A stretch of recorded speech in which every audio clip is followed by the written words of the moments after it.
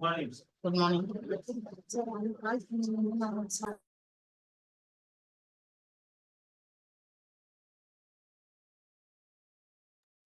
So everyone kindly stop the video.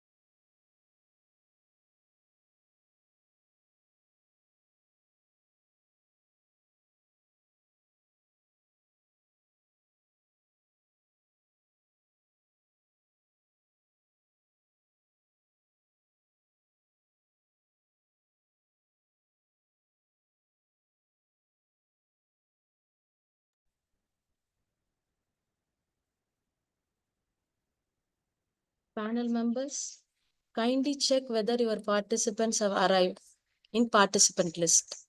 Don't ask them, you kindly check the participant list.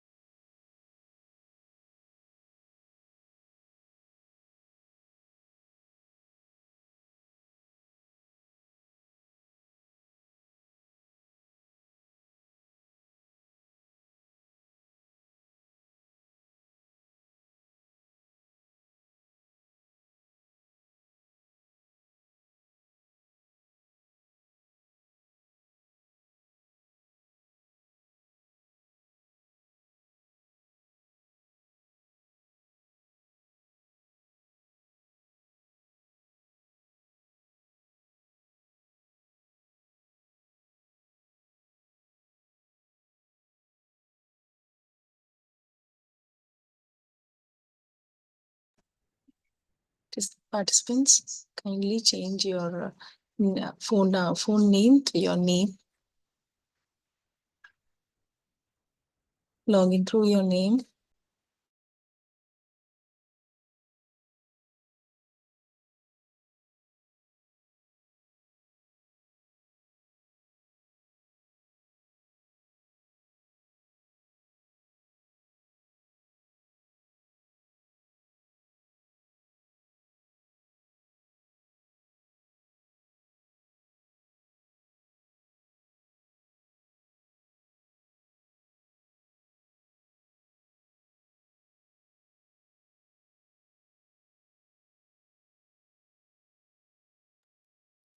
Yeah, participants, kindly rename your phone name, your login name.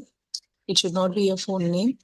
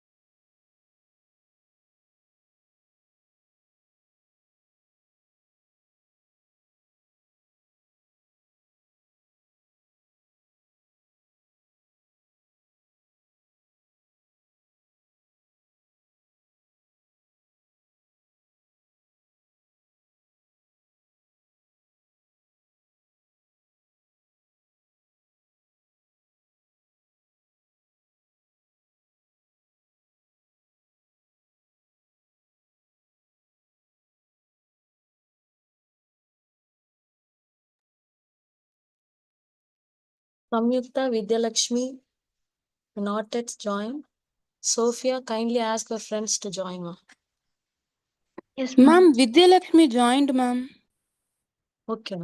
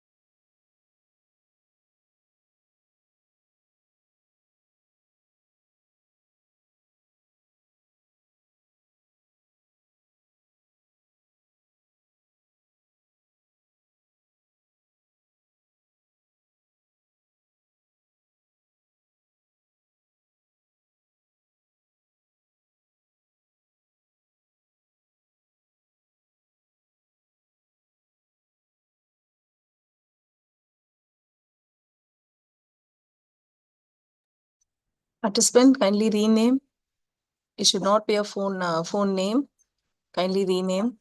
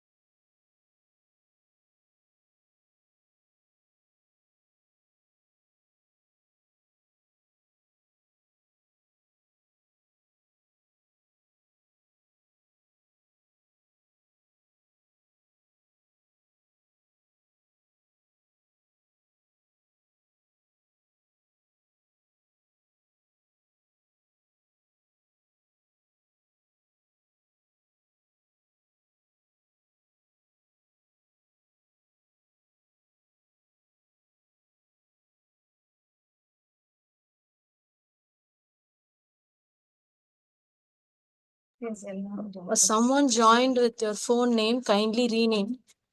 Kindly rename your name. Vivo1921, kindly rename your name.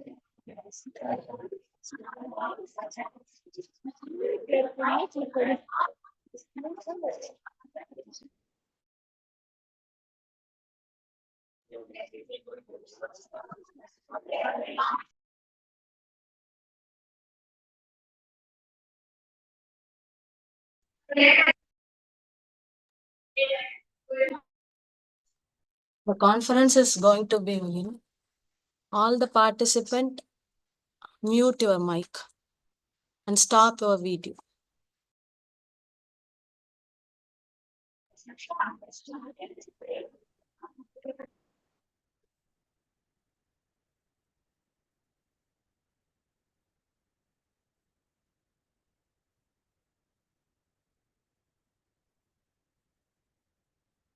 A glorious morning to one and all who have joined with us today. Most respected, the chief guest of our today's event, Dr. M. Murugavelu, the guest of honor, Mr. Vinod Murlidharan, our Madam Principal, the staff, and the participant from across the globe. Today is the International Science Day, and we are delighted to conduct the International Conference on Transformative and Inclusive Science for a Sustainable Future. I take great privilege in welcoming you all for today's event. Let us all begin the event with our college prayer, followed by Tamil Taivarthu.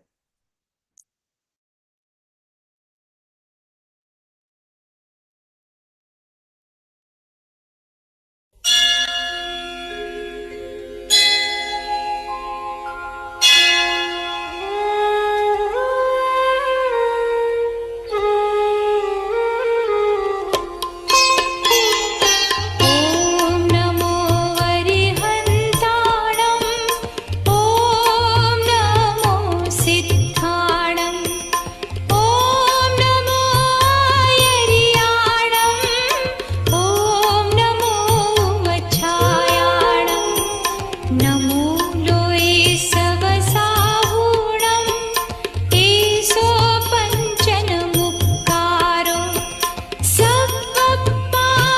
सप्पपावपणासनो मङ्गलाणं च सव्वेसिं पढमं हवै मङ्गलं पढमं हवै मङ्गलम्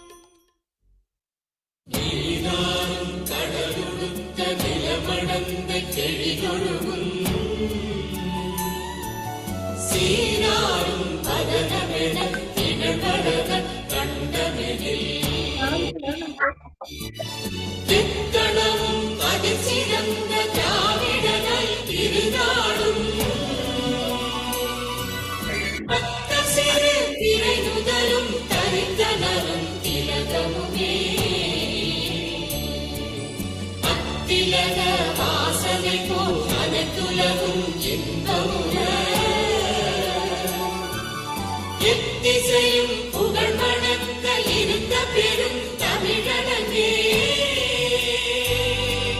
தமிழனே உன் சீரிழமை திறமையந்த செயல் மறந்து வாழ்த்ததுமே வாழ்த்ததுமே வாழ்த்ததுமே.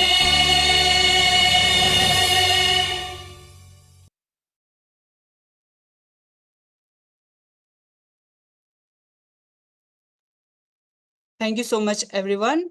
I kindly request our Madam Principal, Dr. R. Aruna Devi, to please launch the digital banner. Happy morning to everyone. I extend my warm welcome to everyone present at the digital banner launch for International Conference on Transformative and Inclusive Science for a Sustainable Future, organized by this School of Science at Vidyasagar Women's College. We are delighted to have with us today our esteemed chief guest, Dr. Murugavelu, guest of honor, Mr. Vinod Murlidharan, whose presence add immense value to this event. Thank you for joining us. I also extend a warm welcome to the academicians, research scholars, and students from diverse institutions. This conference will bring together brilliant minds from across the world to discuss innovative research. We look forward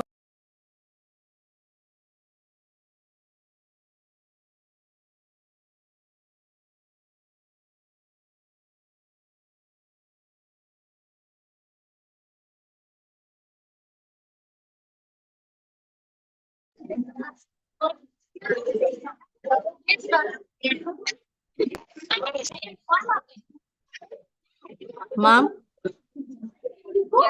ma'am, unmute yourself and speak, ma'am.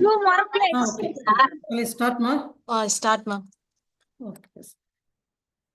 Happy morning to everyone.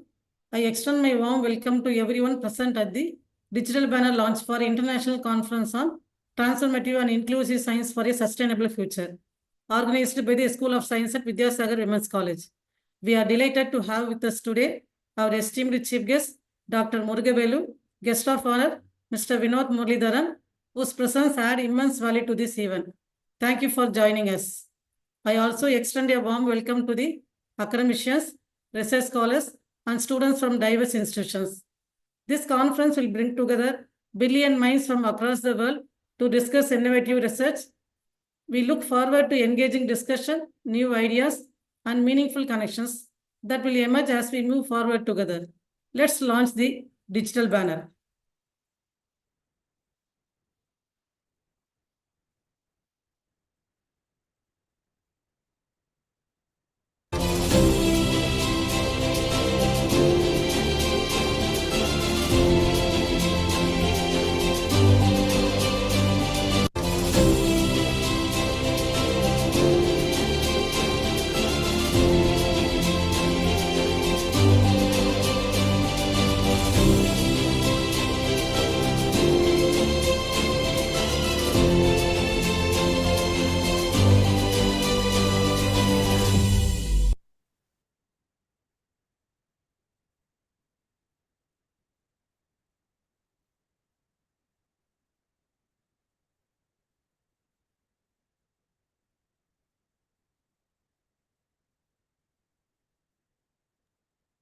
Thank you so much, ma'am. Now, I would like to request Mr. P.D. Eknath, sir, the HOD of Computer Science, to kindly deliver the welcome address.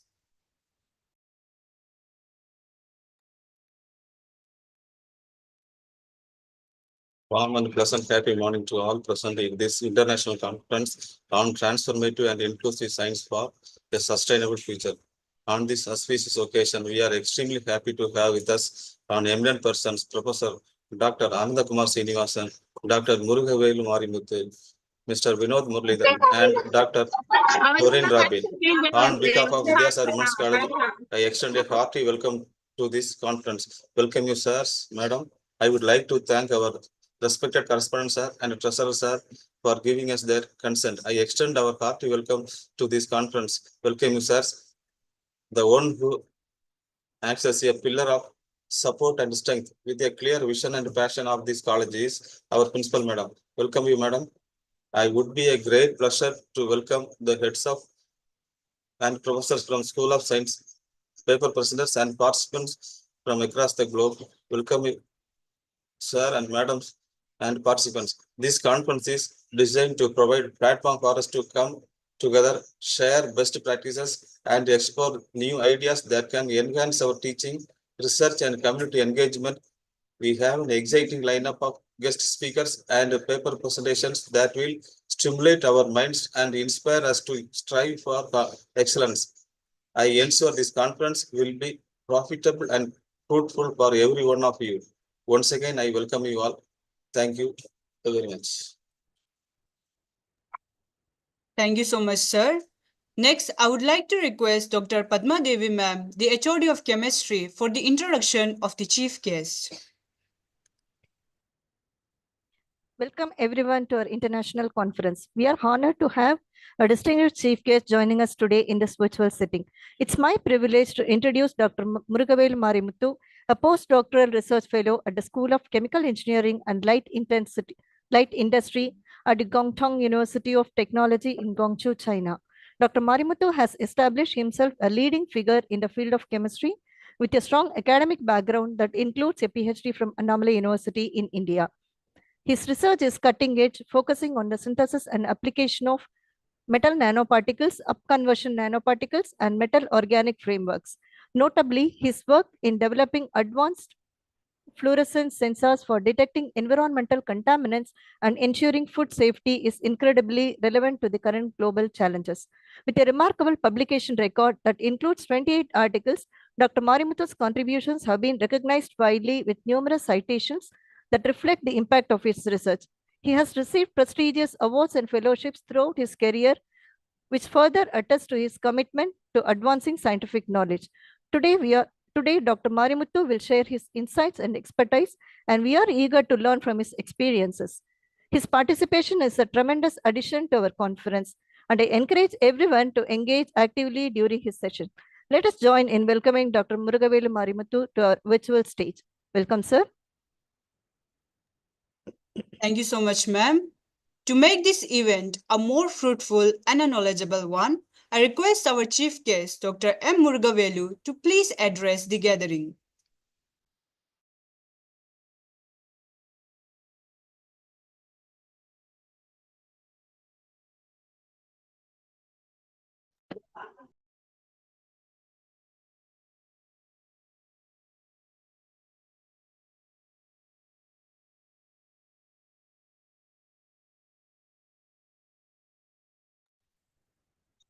Good morning to all.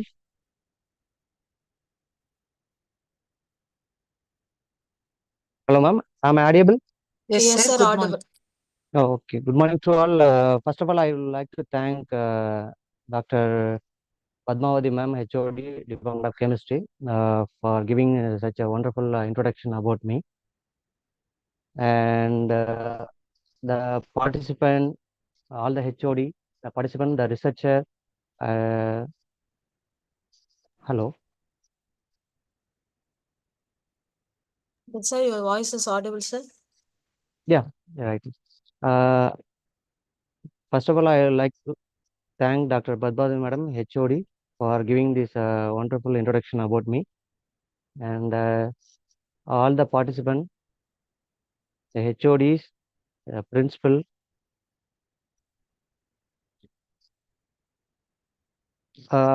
I introduce myself, introduction given by Dr. Padmavati madam, even though I want to introduce myself. I'm Dr. Murugavel. I'm doing postdoc research in Guangdong University of Technology. I have published more than 28 papers, and I got 2 projects as well.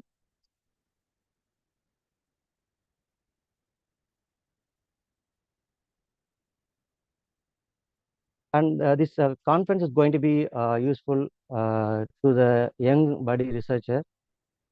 The conference title itself shows International Conference on Transformative and Inclusive Science for Sustainable Future, ICTISSF'25. So now I'm going to deliver my talk about nanomaterial based sensor for reduction of contaminant. Shall I start, ma'am? Yes, sir, you proceed, sir.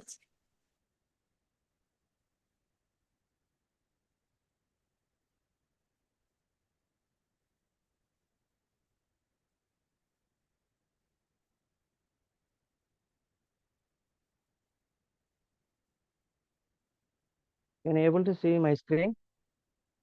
Yes, sir.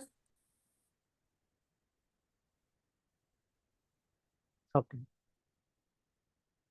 Yeah, actually here I have provided my title, nanomaterial based sensor for the reduction of contaminant. First, actually, I have given why I have chosen nanomaterial. Why nanomaterial is important?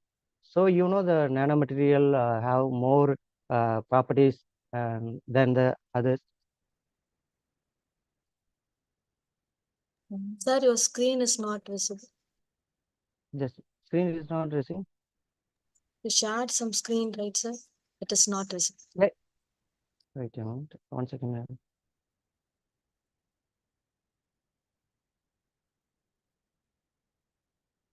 Now you can see. Yes, sir. Now the screen is Sir, visible. you kindly press F5, sir, or maximize the screen, sir. Wait a moment.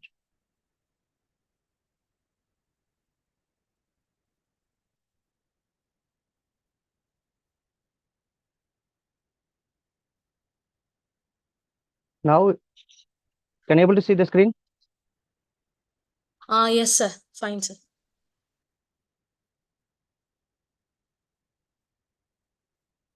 Ma'am, can you able to see my screen? Yes, sir. Your screen is visible, sir. Hello. Hello, sir.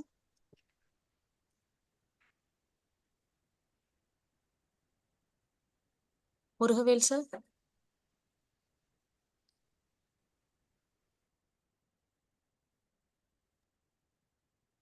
Sir, your voice is not audible. No, now can you able to see my screen? Yeah, the screen okay, is ma'am. visible. Okay, ma'am. Okay. Thank you. Actually, why nanomaterial is very, very important? The nanomaterial have superior property than the other material because it has a distinct optical, catalytic, magnetic, electronic, mechanical, thermal, and chemical properties. And one more thing we should, when we are preparing nanomaterial, it is not easy. Some people maybe say nanomaterial we can synthesize very easily, but the very challenge is that first we should control the particle size. Second, the control the shape of the nanomaterial, and the third one is the structure. Then fourth one is the particle size distribution, and these are the main factor. For example, control the particle size. How we can control? Because the particle size is smaller, it has more catalytic properties and more optical properties. So the particle size is very, very important. We should maybe, for example, if you plan to synthesize around 20 nanometer size, but if you couldn't achieve that one, the properties could be changed. And another one thing is that control the shape of the nanoparticle. Control the shape. Shape means, for example, one may be while if you are going to prepare the spherical nanoparticle, but you won't get the spherical. It may be possible to get a rod shape, a nano belt, nano rod, so nano star like that. So it may be different. So we should optimize here the particle size, then shape of the nanoparticle, and structure as well. And here some maybe you are expecting the crystalline nature of the nanoparticle, but you won't get the crystalline nature. You may get the amorphous.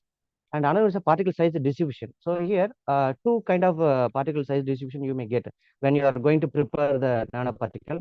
One is the monodisperse, another is the polydisperse. The monodisperse is nothing but the particle all are in the same size. So polydisperse means maybe one may be a 5 nanometer, another may be a 10 nanometer, and one may be a rod shape, and another may be a, there is no even. So that is called polydispersive. So this is important about the nanomaterial.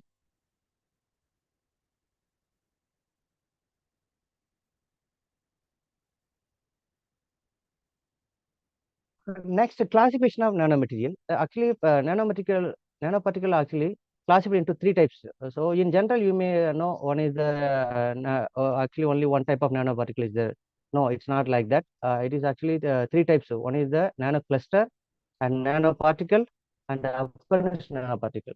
So what is the difference? These are the three nanomaterial. The nanocluster is the particle size less than 5 nanometer, whereas the particle size is 20, less than 20, it is called nanomaterial, nanoparticle, and the particle size is more than 20, it's called Afghanistan nanoparticle. So all the three type of nanomaterial, you can we may be prepared different type of synthesis.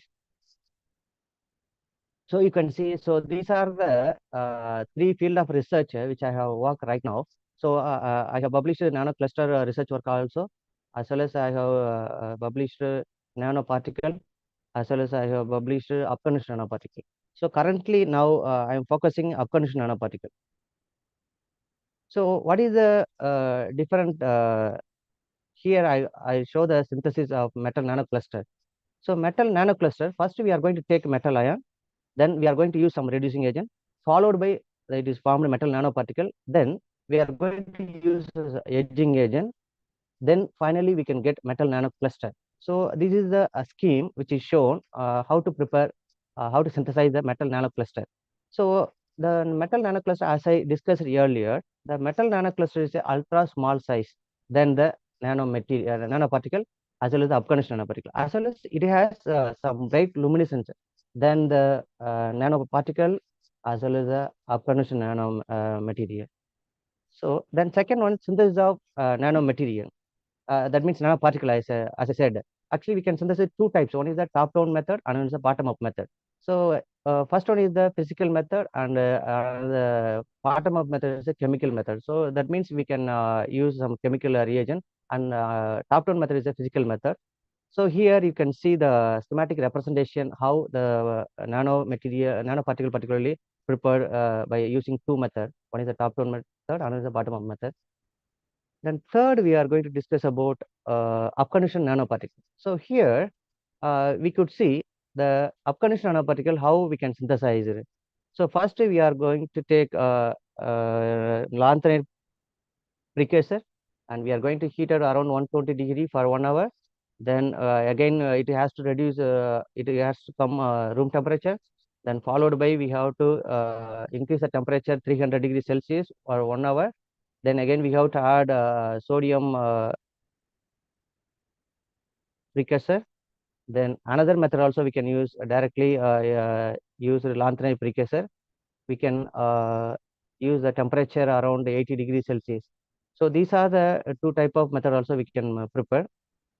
And in general, we prefer co-precipitation method is suitable for upconditioned nanoparticle rather than thermal decomposition method. So here, one more question maybe arises: why you maybe prefer upconditioned nanoparticle than the nanocluster and the nanoparticle? Because here one main advantage of the upconditioned nanoparticle, it may be work near infrared. So, and also it may be ranging UV to visible also we can use. So it may be applicable both. And apart from that, it has long luminescent lifetime, and both bleaching and improve the resolution, and also biocompatibility and negligible autofluorescence. Yeah, here you can see this this image. It shows the photograph of the upconditioned luminescence of. You can see the yellow color, red color, green color, and blue color. So these are when you are going to change the precursor, like a lanthanide elements when you are going to use. So it maybe gives such a colors, and this may be used in sensor application. So that's why we are preferring upconditioned nanoparticle rather than metal nanocluster and metal nanoparticle. Yeah, here, what are the application? In general application, you know very well about nanomaterial. It has more number of applications. Like nanomaterial based sensor for various applications. So it is nanomedicine, food safety, optoelectronics, defense, drug delivery, and sensor. So here, particularly, I focus here, particular sensor.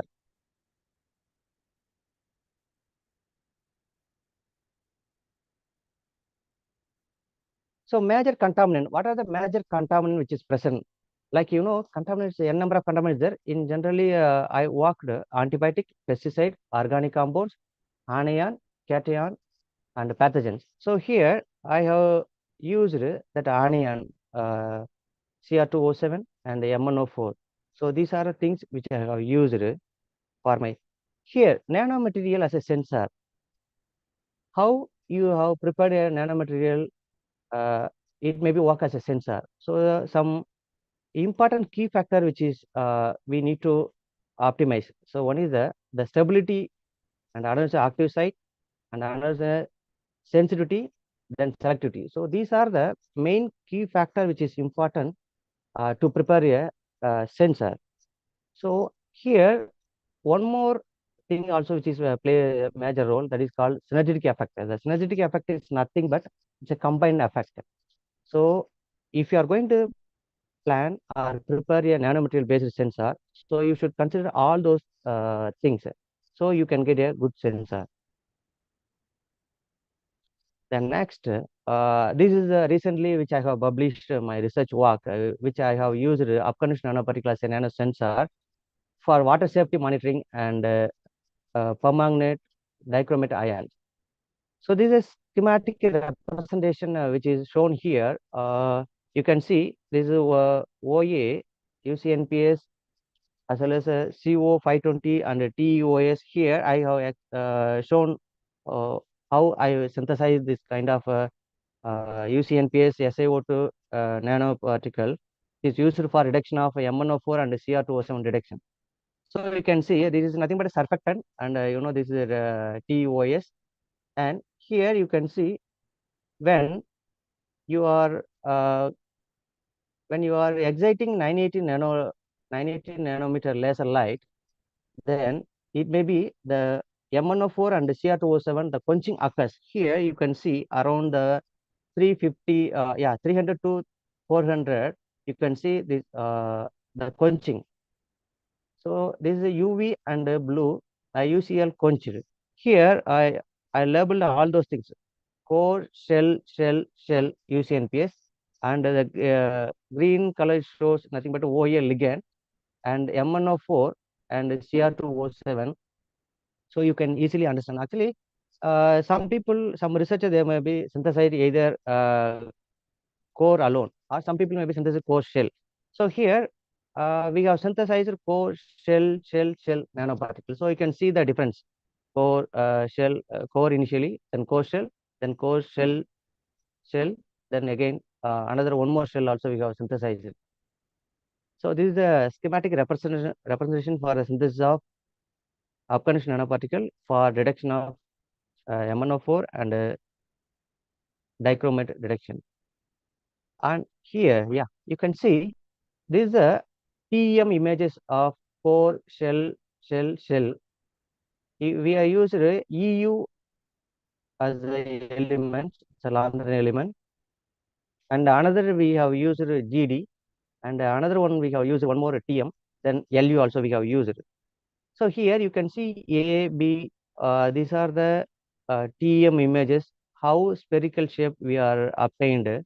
So as we have discussed previously, so this is very, very important. The particle size should be uniform, and you can see the figure B, 9B, the TM image 9B, it's randomly chosen for core, shell, and UCNPS for elemental analysis as well.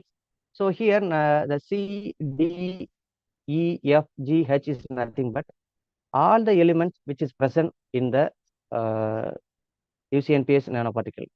Because some of them it is not presented, so there is no use. Okay, so whatever the element which you are take as a precursor, so all should be which is present in the particle. So this is the result which we have achieved. Then this corresponding EDOX. So what are the elements which is present here? It shows, and the figure B, this is a HR term.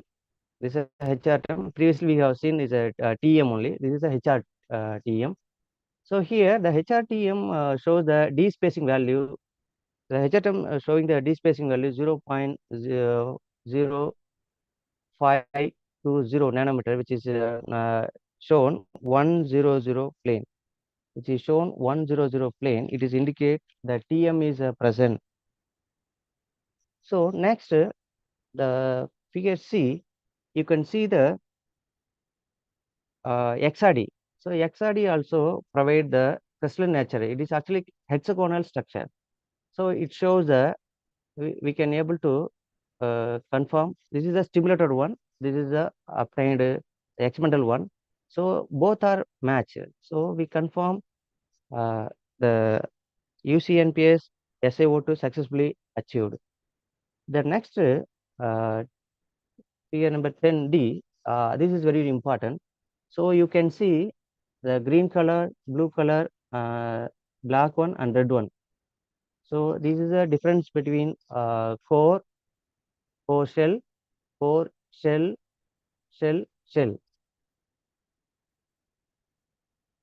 The next here, this one is the TM image of corresponding UCNPS SiO2 figure A, and this is FTIR. FTIR, one of the primary confirmation of formation of UCNPS SiO2,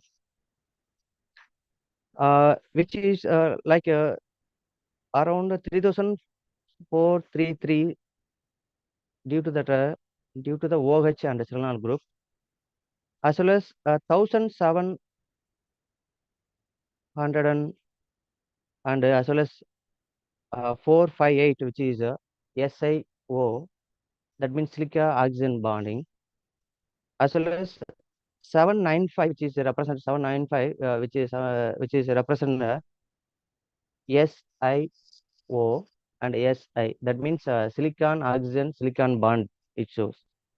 And here the 11C, it shows the zeta potential. The zeta potential is one of the tool which is confirmed that formation of UCNPS SiO2, because it may be initially when we are synthesizing a upconditioned nanoparticle, it may be negative, sorry, it may be positive. Then when we are adding a SiO2, formation modified SiO2, then it is negative here around 13 MB. Then the third 11D, which is upconditioned nanoparticle SiO2, you can see the red color shows UCNPS SiO2. Here, it's a more intensity when we are adding MnO4 as well as when we are adding Cr2O7. You can see it's a quenching occurs. Quenching occur in the region of the wavelength, particularly 300 to 400. Particularly 300 to 400, it is quenched. Next, this is a MnO4. This is very important a study which we are doing for sensing work. So here, 12A, the MnO4 actually we have shadow different concentration 0.6 to 2000 micromolar. So it is a 0.6 is very lowest concentration, and the highest concentration we have chosen 2000 micromolar concentration. It dependent, actually it is a quenching you can see here the spectrum.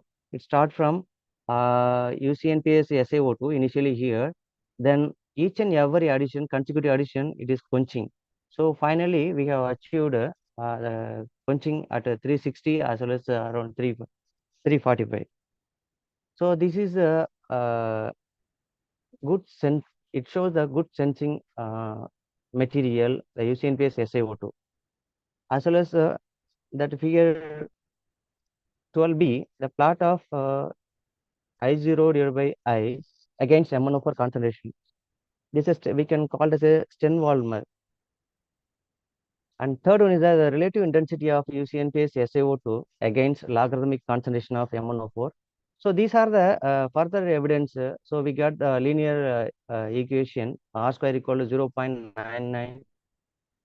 It is a best material. We can call the best material for reduction of MnO4.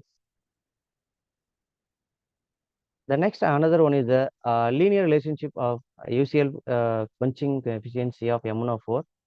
So you can see the figure A and figure B is we actually two we have selected. One is the highest range, another is the lowest range. Then the 13C, which is nothing but anti-interference studies. So whenever if you are going to make a sensor, you should know, for example, you cannot report my sensor material may be detect MnO4, my sensor material may be detect antibiotic, my sensor material may be detect so and so like that. We should justify how your sensor is specifically detected the MnO4 or Cr2O7. So like that, in order to provide such kind of experiment, so we did UCNPS SiO2. You can see the red color. And we have used another interferon ions like anions, chlorine, bromine, and so we have used all the anions. Even though here you can see the last one, MnO4 is specifically quenched, whereas others is not quenching. The quenching is nothing but the decreasing the fluorescent intensity. So the intensity is much reduced MnO4, whereas the other ions does not quenching occurs. And one more also we have to do. This is only we have chosen UCNPS SiO2. That means our sensor material, and we have used a different interference ion alone. But another one more study we have to do UCNPS SiO2 along with our target what we have chosen. For example, MnO4. along with we have to use Cl and the bromine. So you can see here, first one is the blank. So the blank is nothing but our sensor material alone. And second one is that our MnO4 and this chlorine. So that is also quenching occur. So you can see this is also one of the important study. So we may be used for selectivity and sensitivity. So first one is the how sensitive it is, and second one is the how selectivity. So these are the C and D, which is representation. Then another one more thing, which is CR207. So actually two target I have chosen. So from this first one, we have discussed about MnO4, the sensing result.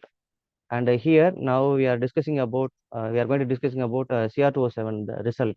So here also we have chosen the different concentration from 2 to 2000 micromolar concentration and against UCNPS SiO2. And B is the Stern-Walmer equation, Stern-Walmer plot. Then C is the UCL quenching efficiency against the concentration of CR207. It is also show good linear plot as well as some non-linear it is occurs. And next one is the 15A, it shows 500 to 2000 micromolar range, and B is the plot of concentration. Then I naught, the I naught and I is nothing but initial intensity and after adding the target. So these are the difference. Then insert showing the simulated linear correlation of CR207. Then these as well, just now we have discussed about MnO4. Like here also we have used the element like other anti-interference ions for detection of CR207. Even though we have used other ions, the CR207 particularly we can selectively detect it, but others, rest of the others is not quenching. Here also we can see the same result we have achieved. The figure D is nothing but we have used CR207 along with ions like chlorine, bromine, and so on ion, even though it is not interfere. So these are the things which we have result we have obtained. Then the last one, this is a very, very important thing is this is a final conclusion. So we can maybe report we have synthesized UCNPS SiO2 nanoparticle. Then that nanoparticle which we have used for reduction of analyte target, that means MnO4 as well as CR207. And here one question may be arises, what kind of mechanism which is involved here? So this figure 16 shows that what kind of mechanism it may be possible. Actually, the around maximum 4 mechanism it may be possible, like FRET, IFE, and maybe another aggregation induced emission. These are the things which may be possible. But we maybe conclude in this figure number 16, it shows a different type of analyte we have chosen. We have recorded all the analyte UV absorption spectra. In this absorption spectra, you can see the blue color and green color. These two are MnO4 and CR207 respectively. Whereas the figure number 16B, it shows the we combine that absorption as well as emission spectra. We are overlapped here, and the red line shows UCNPS SiO2, whereas in the UCNPS SiO2 MnO4 it shows blue color and green color. You can distinguish these kind of things. And here the black line, that means the spectra which is shown here, UCNPS SiO2, it's a emission spectra. The rest of the other three is the absorption spectra. So here you can see UCNPS SiO2, there is no obvious absorption peak. Whereas in the case of when you are adding UCNPS SiO2 with the CR207, you can see here this region around 300 to 400, you can see the peak.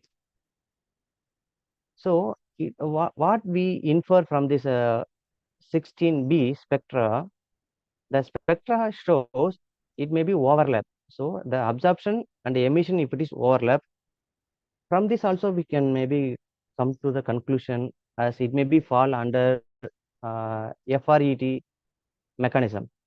So fluorescence resonance energy transfer mechanism, it may be possible.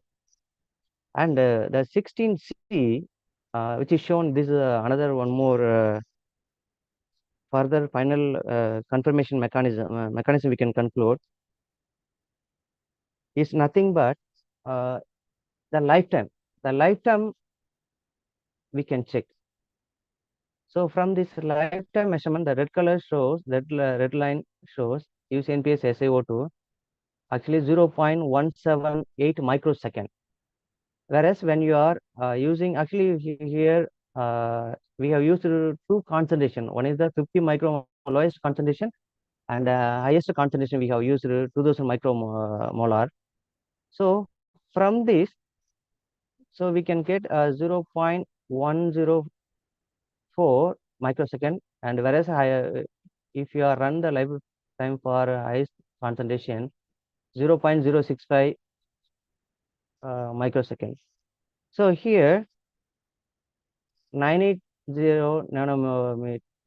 nanometer as well as 415 nanometer. So from this, and also we have, so that is the final conclusion of the mechanism. It fall under FRET mechanism, so it does not fall under IFE mechanism. And another, we have, whenever you are going to prepare a sensor material, that sensor material, it should be applicable for real sample also. Here we have chosen lake water and tap water as a sample, that means real sample, and we have achieved here when the concentration increases. Look, you can see here M1 of concentration increase here. When you increase the concentration, it is quenched. So you can see it is quenching occur, and as well as the recovery rate also, it's standard compared to standard, it is a more recovery value, as well as the related standard deviation. The any sensor material, the related standard deviation is below 5.1. That indicates the reproducibility is very good. Actually, whenever you are going to prepare the sensor material, the sensor material should be has reliability and reproducibility, and also good sensor compared to already commercial available. So our material is a good sensor, and this is my research group where currently I'm working right now. Thank you.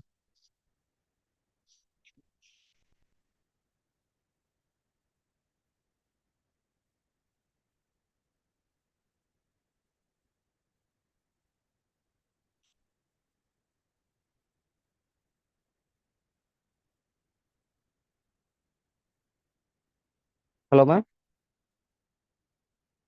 Hello. Okay, you stop sharing, sir. Thanks a lot, sir. Thank you, ma'am. Is there any question? So participants, if you are having any queries, you can kindly ask.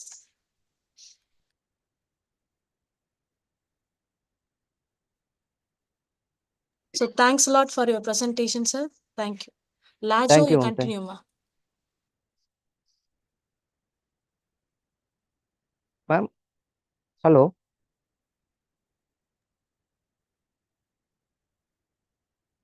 Sir, tell me, sir. So there is,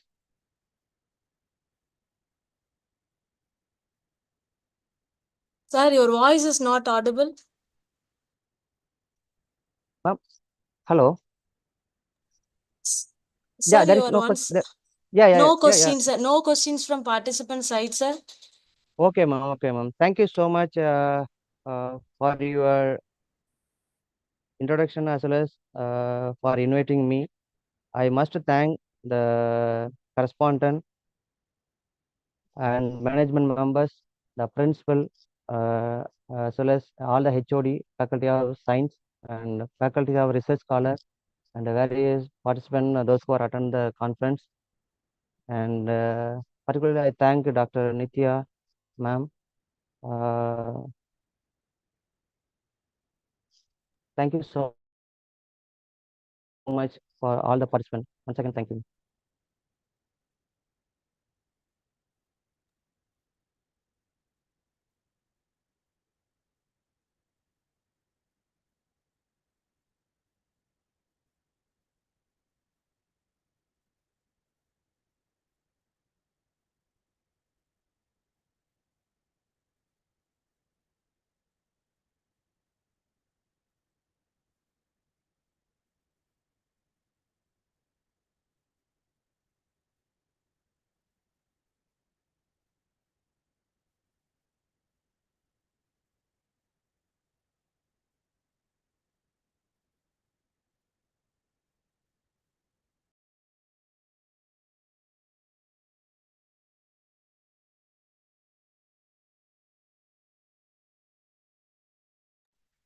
Sir, Murugavelu, sir, kindly stop sharing, sir.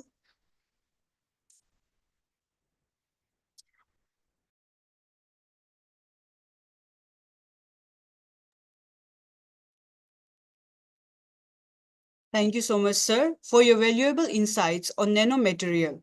Now, the presentation session begins. Research scholars, you all kindly step back in the main session. Remaining presenters will be automatically moved to your respective presentation rooms. Now, I hand over the session to Dr. Tamil Selvi ma'am.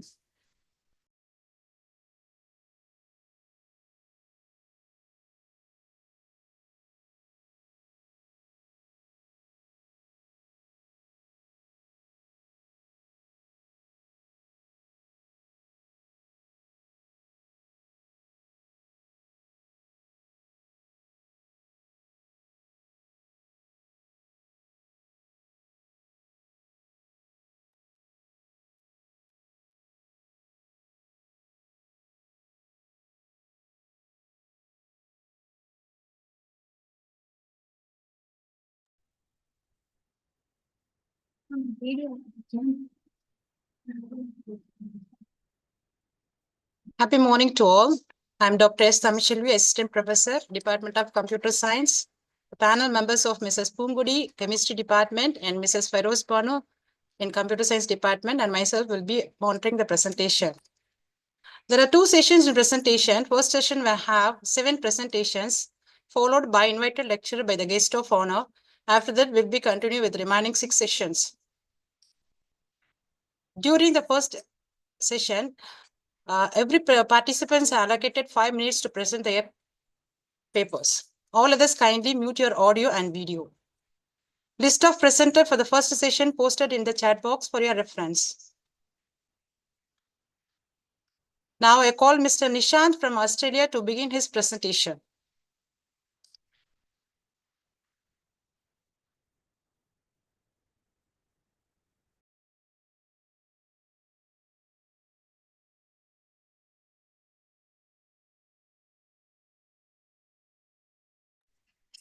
Nishant, kindly unmute your mic.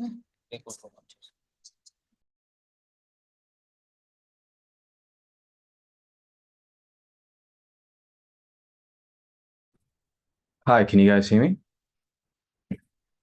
Yeah.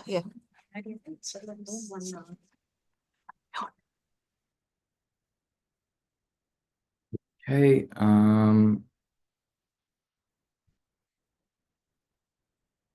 right. Can you guys see my screen?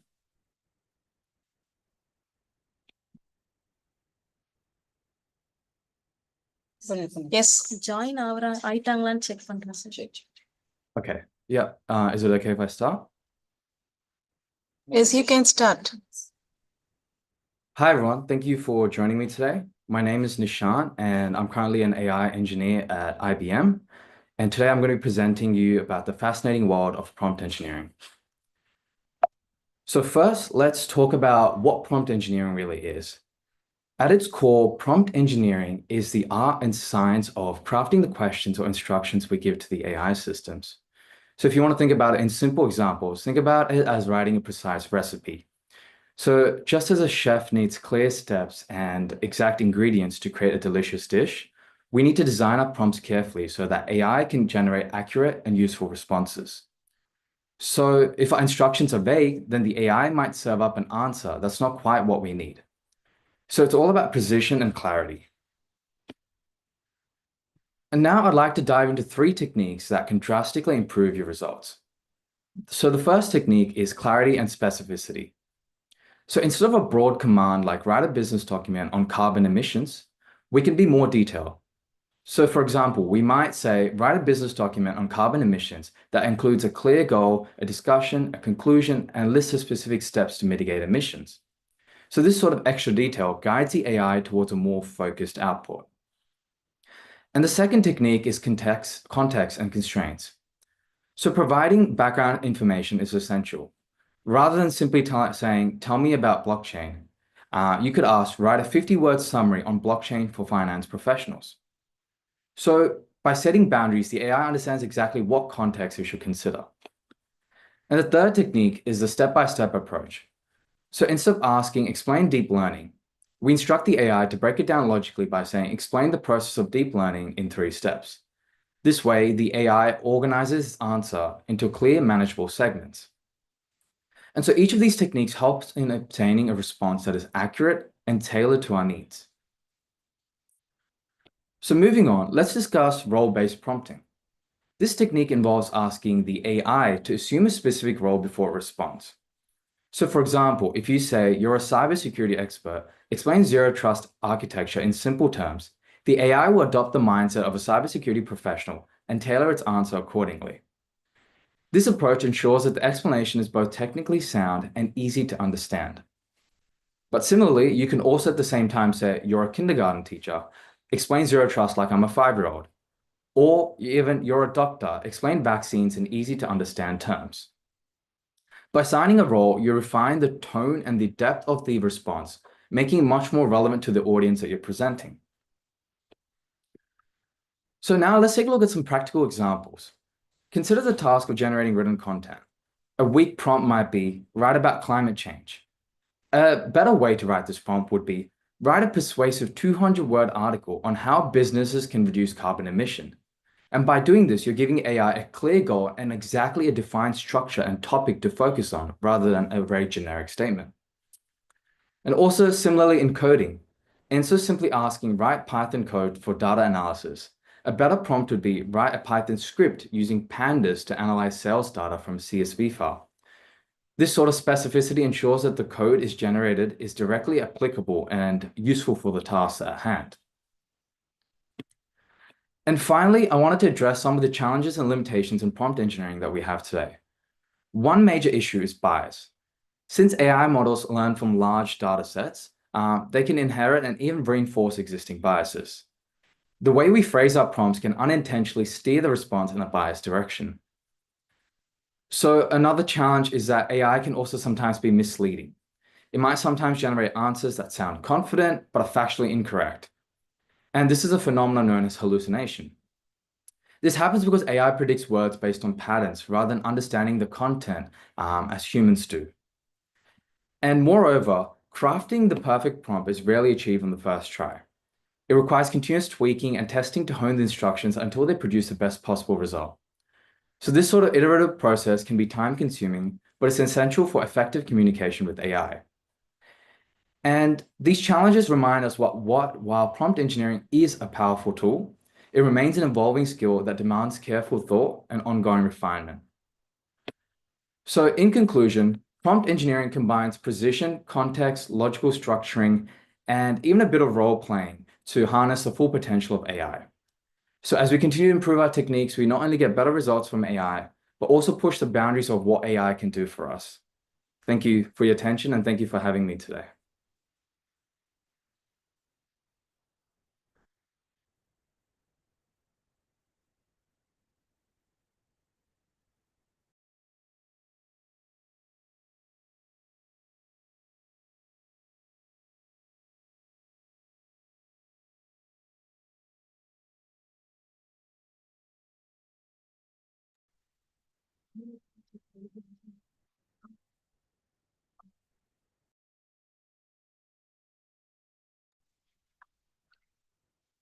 Thank you, Mr. Nishant. Participants, if you have any query, you can ask.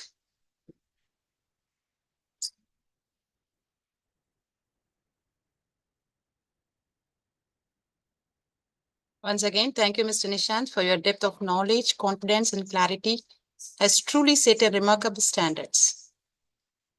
Next, I call upon Ms. Siji Rose to start her presentation.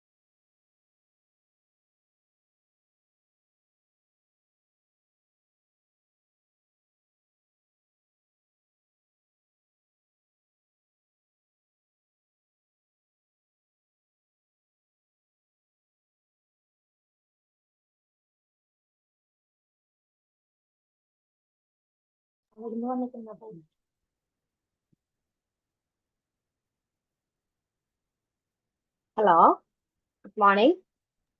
Yes. It's an audit.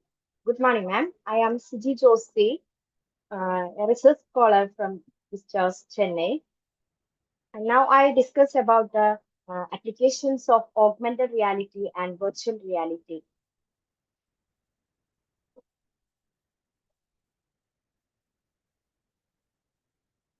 First, we'll discuss about what is VR. VR creates a completely artificial environment, but AR enhances the real world with digital elements. And then hello, ma'am. Yes, ma, proceed. Okay. VR is typically used for immersive experiences such as gaming or virtual field trips, while AR is used for more practical applications such as learning or navigations. And then there are so many applications in AR and VR.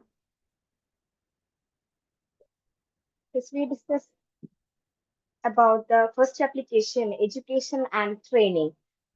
AR can be used to create collaborative learning experience because learners can stay connected to their physical surroundings. In the case of VR, uses virtual worlds and simulations to allow students to explore and interact with the real world environments that would not be possible otherwise.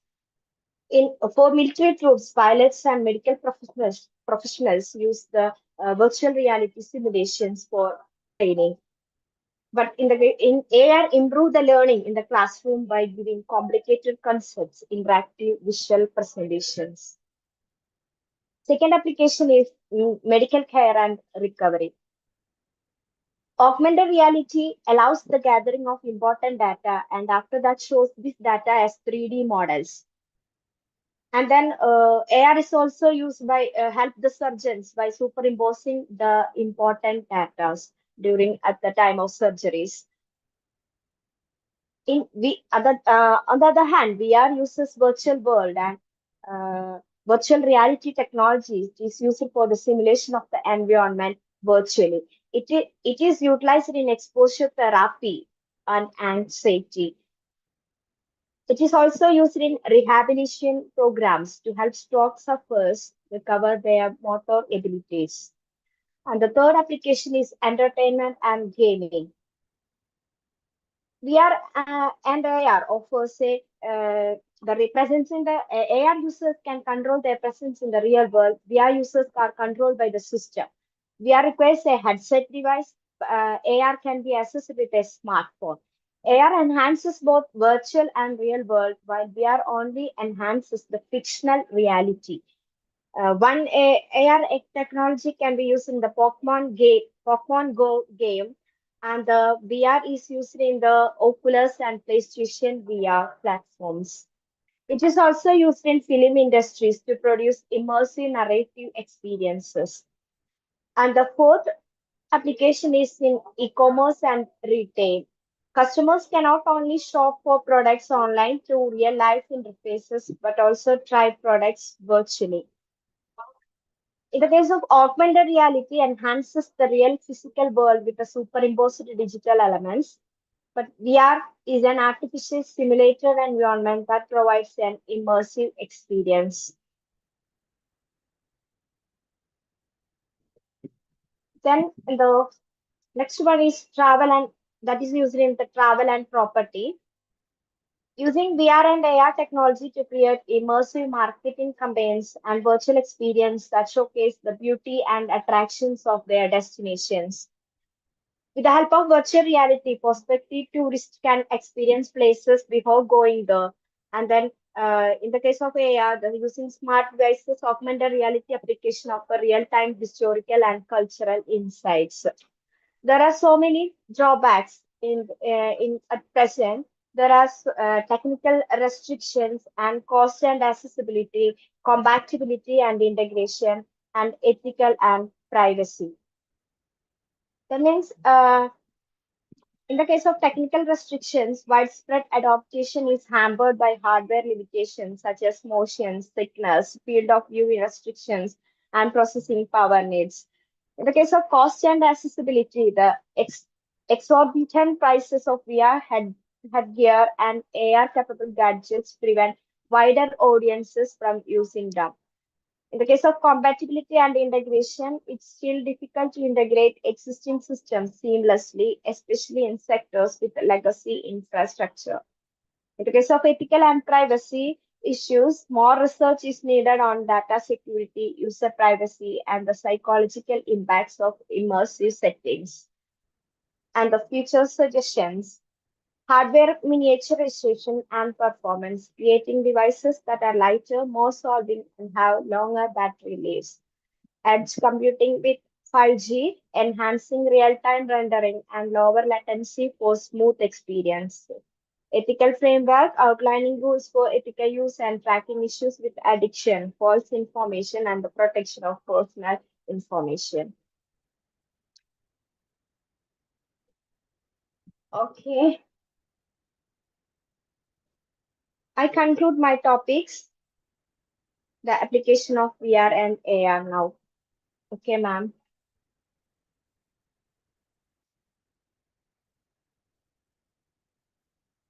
Thank you, Sijit Rose. Kindly close your sharing window.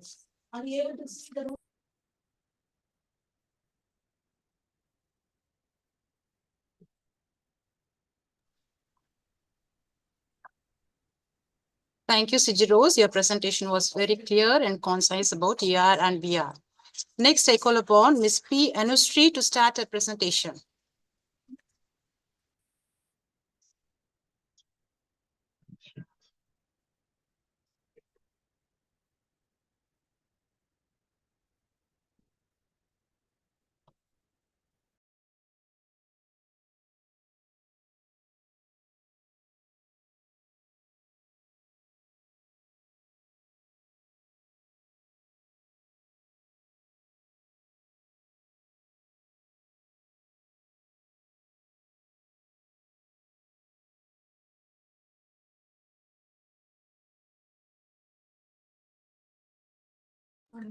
Anushree, are you there?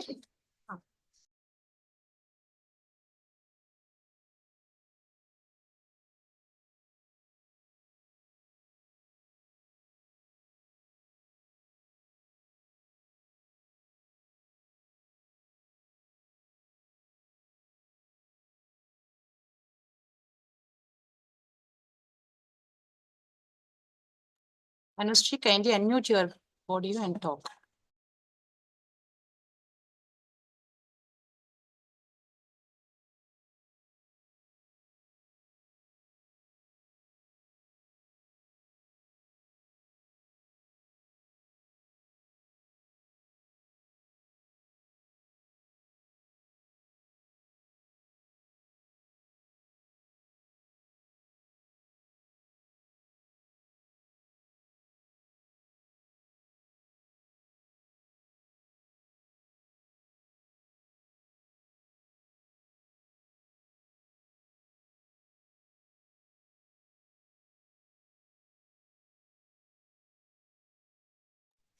Anushree, can you able to hear me?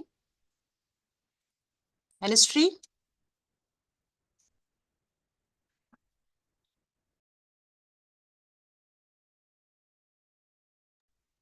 Unmute your audio, ma.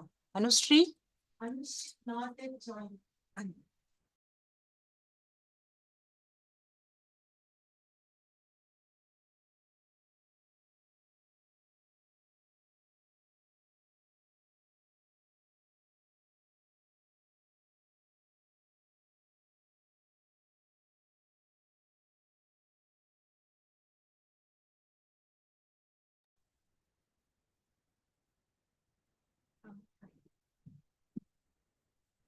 Good morning.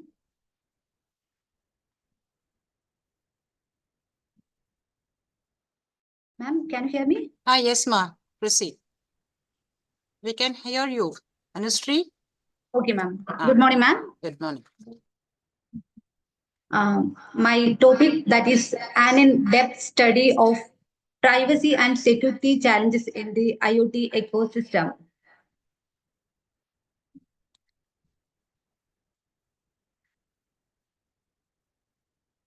Here, my topic that will be consisting, first of all, introduction. Here, the IoT is a network of interrelated devices that connected and exchange data with other IoT devices, and that connect and exchange data with other IoT devices and the cloud also. And IoT devices are typically embedded with technology, such as the main technology that will be consisting in the IoT systems are sensors and softwares, etc. The term Internet of Object that will be explaining about combines the Internet and physical items, while things refers to physical objects, entities, data, etc. IoT enables these objects to transmit data from the real world to the internet. Here, I have to give one figure. That figure explaining about Internet of Things that will be consisting each and everything. Nowadays, each and everything that will be consisting in the Internet of Things. Maybe that will be consisting maybe a telephone or a watch or a radio or houses, home appliances, etc. That will be consisting mostly in the Internet of Things. In Internet of Things, that will be consisting architecture of IoT. First level, the architecture of IoT that will be consisting three types of layers. The layers are, first one is perception layer, then network layer, then application layer. The perception layer that will be consisting. It captures data through sensors, edge devices, and actuator. It will be using for interacting with the environment and using control data from the network layer. And the second layer, that is network layer, that will be using for facilitates data transmission. The network layer that is using for, that is providing facilitated data transmissions. And also it will be using for data storage, connecting devices, servers, and enabling local or remote data transfer via various networks. And last layer, that is application layer. The application layer is using for connects users to IoT system. That is the main use with the uses and application that is consisting in the application layer. It provides software resources and enabling control of devices in applications like smart homes, smart cities, and healthcare, etc. And the many disadvantages consisting in the three-layer architecture. So that will be consisting in next layer. So the four-layer IoT architecture. In three-layer architecture that involved many disadvantages. That time, the four-layer IoT architecture will be introduced. The four-layer IoT architecture that will be consisting sensors and actuators layers, networking layers, data processing layer, and application layer. And this five layers that is consisting several purposes. In five-layer IoT architecture, model address storage and security challenges of the four-layer framework. It includes a security architecture divided in two perceptions. transmissions and application phases with 2 layers. And many disadvantages consisting the 4-layer also. So it will be go to the next layer. It will be define 5-layer IoT architecture. The 5-layer IoT architecture that will be consisting mainly 5 layers. The layers are perception layer, network layer, middleware layer, application layer, and business layer. In this layer consisting and perception layer consisting the collecting information. In perception layer, that will be collecting information from the various sources. And network layer, that will be providing in the facilitate data transmission. That is consisting wired or wireless network. And next layer is the middleware layer, that is storing the data. That is consisting the databases. Then next one is application layer, that is end user application. It will be connecting with the users. Last one is business layer, that is using for create the business models. And background study of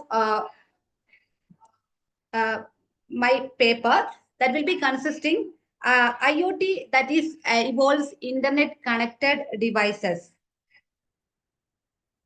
And it collects vast amount of data that will be affect as privacy concerns. And the privacy paradox, that is highlights the contradiction between privacy worries and contradictory behaviors.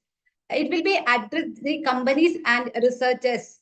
So they they need a framework to assess privacy impact on IoT adoption.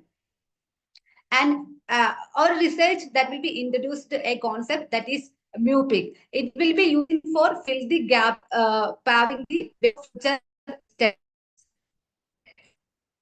This is led privacy tool for IoT users. It will be very useful for the regulators. Must endorse this framework for all devices stages from creation to disposal. It will be helping for effective communication platform are needed. It is using for discussions among lawmakers, NGOs, public interested groups, and corporations, etc. This structure helps stakeholders develop comprehensive questionnaire addressing cloud IoT concerns, etc. Then it will be helping for it will be using and helping for many users or many developers or many vendors, and also it is providing security also. In my conclusion of my paper, this research analyzed IoT security trends to guide future studies, emphasizes the need for a comprehensive IoT threat model and strategies to mitigate cyber threats. With IoT rapidly evolving, security is increasingly vital. The study explores various IoT architecture models and security challenges, focusing on confidentiality, integrity, and availability. It highlights the perception layers as the most vulnerable due to device integration and diversity, stressing the need for lightweight adapting services solutions. Thank you.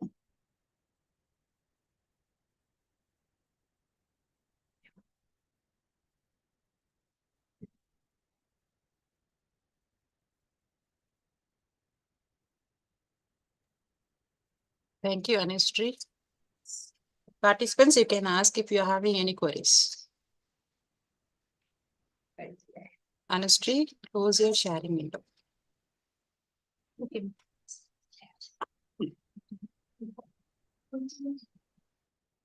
Stop. Thank you, Anushree. Your presentation was more informative. Next, I call upon Ms. K. Shaina to start her presentation.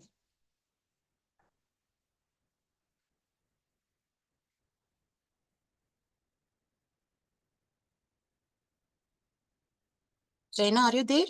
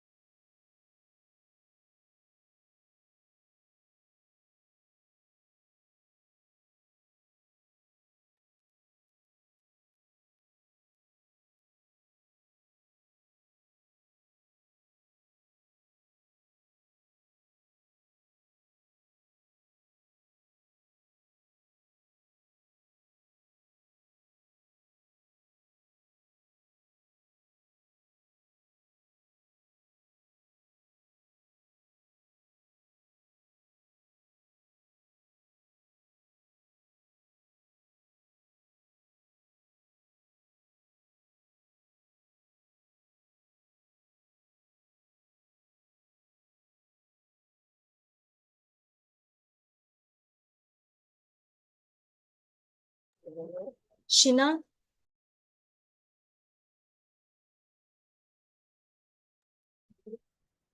Shina, share your screen. Shina, ma'am.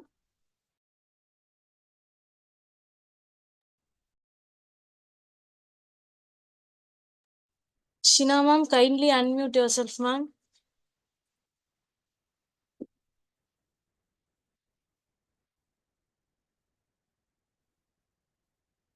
Shina, ma'am.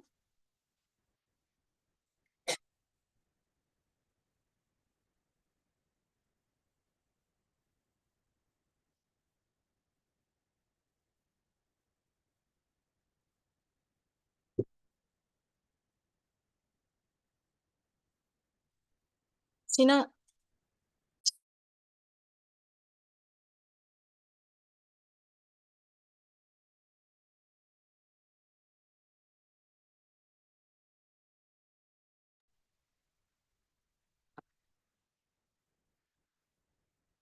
Okay.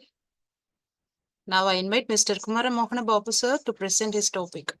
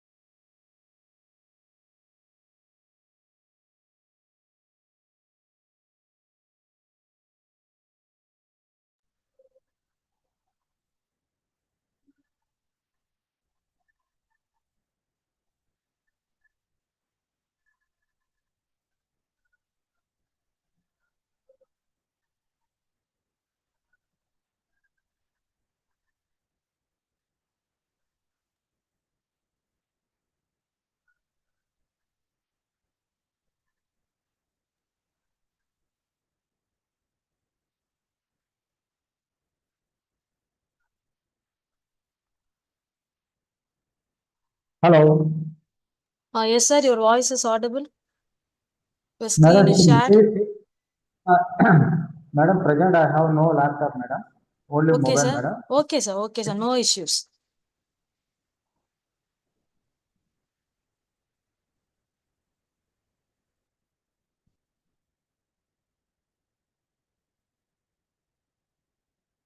Madam, it is clear, madam? PPT. Hello. Yes, sir. Audio and video is clear, madam? Hello. Yes, sir. Hello. Your screen is visible. Okay, madam. I will continue, madam. Okay, sir. You continue, sir. First of all, good morning to Vidyasagar International Conference, madam. So my name is Kumara Mohan Babu, so Department of Mathematics, Research Scholar, Geetham University, Vizag, Andhra Pradesh, madam. And I am also Assistant Professor of Mathematics. I have teaching experience is 27 years is completed. I am working at the International Institute of Information Technology, Ongole, Andhra Pradesh, madam. So it is the my research topic, EPQ, Economical Product Quantity Model for different items with fixed time dependent production and stock dependent demand with shortages, madam. These are the first one abstract. The EPQ models of determining items stock dependent demand under the assumption that the production rate is fixed. However, in many production process, the rate of production is variable and dependent on time. For example, food processing industries like milk products, dairy and beverage manufacturing, the production is the time depending and demand in the stock dependent. Very few work has been reported in literature regarding economic production quantity models with a time depending production rate and stock depending demand. Hence, in this paper, an EPQ model is developed analyzed with the assumption that demand a function on hand, inventory production rate is a function of the time with a constant rate of declaration. Introduction slide, madam. This is the slide. So assumption of the model. For developing the model, the following assumptions are made. The demand rate is A plus IB of I of t, where A comma B are positive constants. The rate of production R of t is the demand. The follows a power pattern, where R is the total production parameter and N is the induction of the parameter. If N is equal to 1, then the includes the finite rate of production. If N not equal to 1, then it includes the increasing or decreasing rate of the production. So, lead time is 0. Cycle length T is known and fixed. Shortages are allowed and fully back.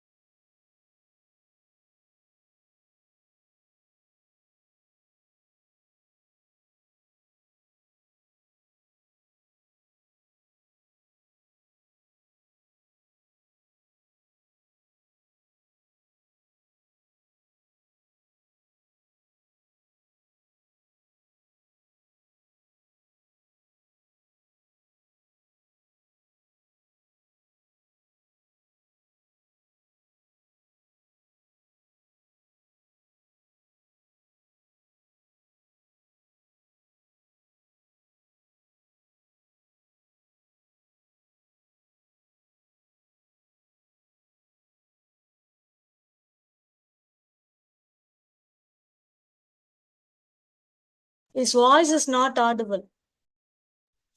Hello, sir. Mohana Babu, sir.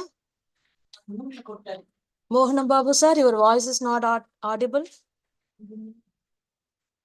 Kindly unmute and present your presentation.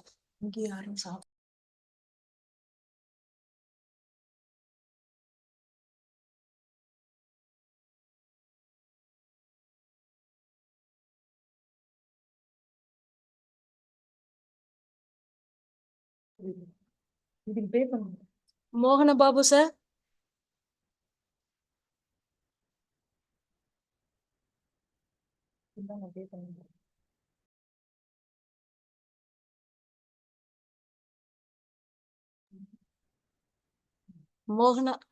Mohana Babu, sir.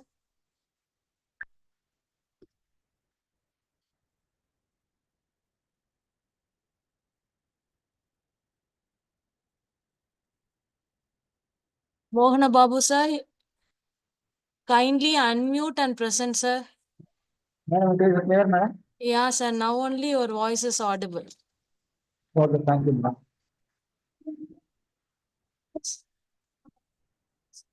Sir, kindly conscious on your mic, sir.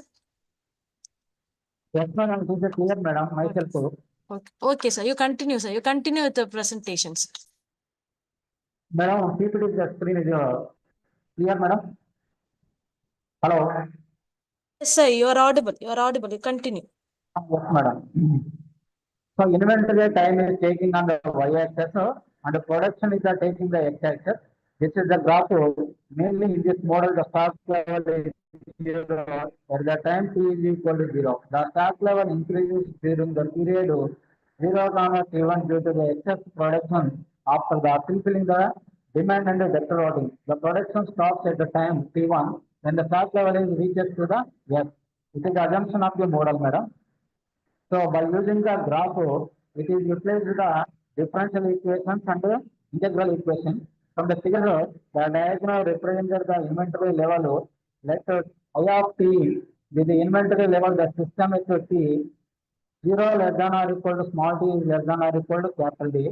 The differential equation governing the state of inventory over the cycle length t.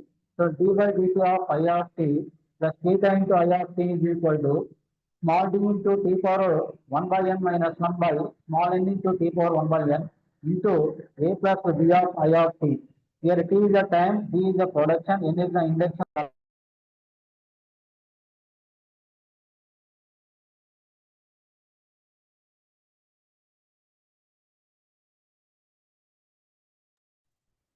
Sir, kindly unmute your audio, sir. Mohan Babu, sir.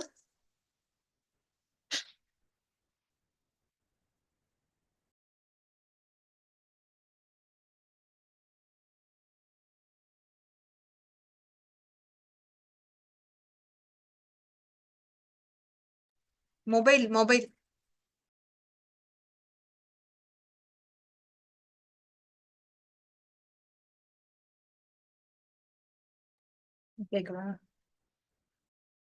Sir, shall I share screen for you, sir?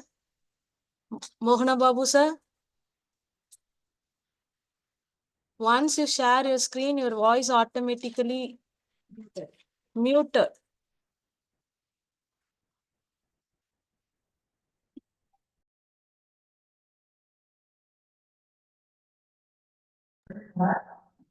Madam, our voice is clear, madam. Yes, sir. Sir, if you have any difficulty in sharing, we having your PPT. Shall we share screen for you, sir?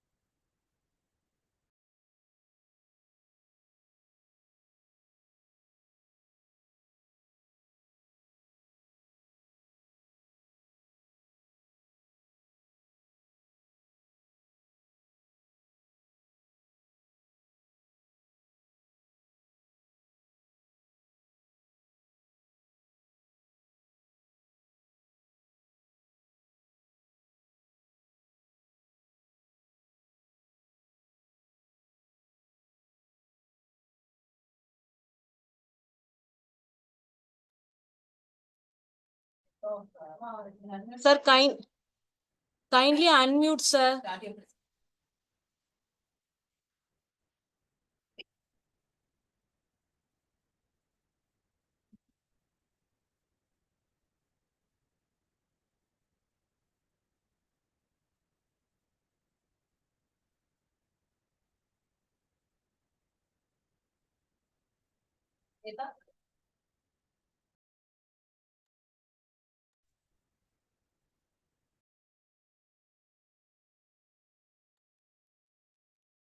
Sir, unmute yourself.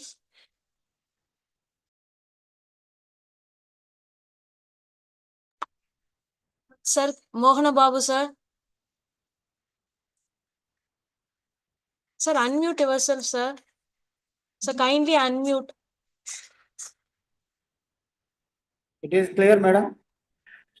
Sir, if you Hello. have any difficulties in sharing, we are having your PPT. Shall we share screen for you, sir?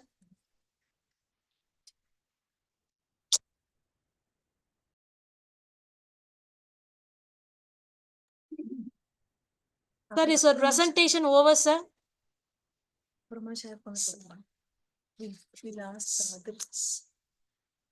Sir, I'm calling out the next person. Kindly stay back, sir. We are moving to the next presentation. Thank you, sir.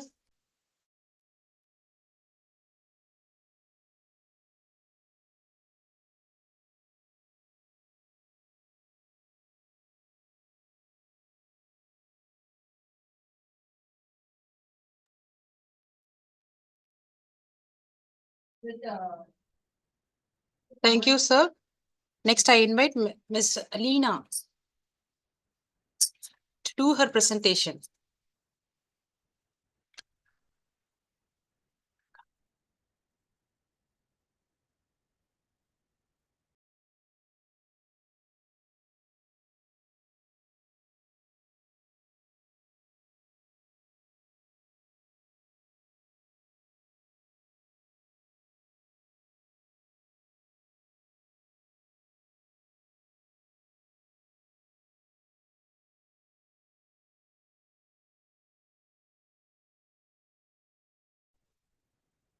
Hello, ma'am. Yes, ma'am, we can hear you. Can you hear me? Yes, yes, ma'am.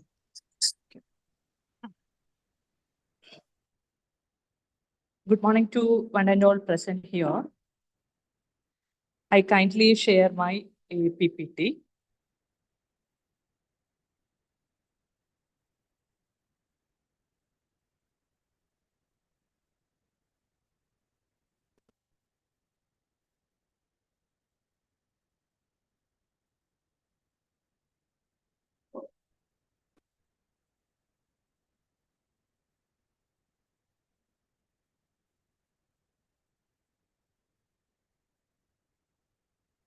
Can you show me, ma'am?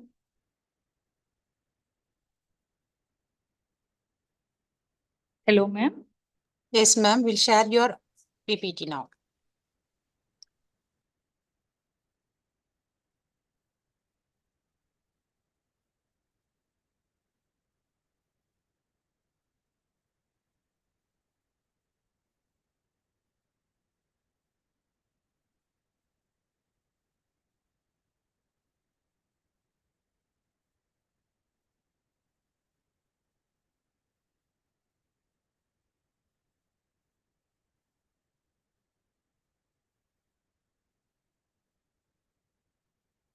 Ma'am, I cannot share my PPT, ma'am.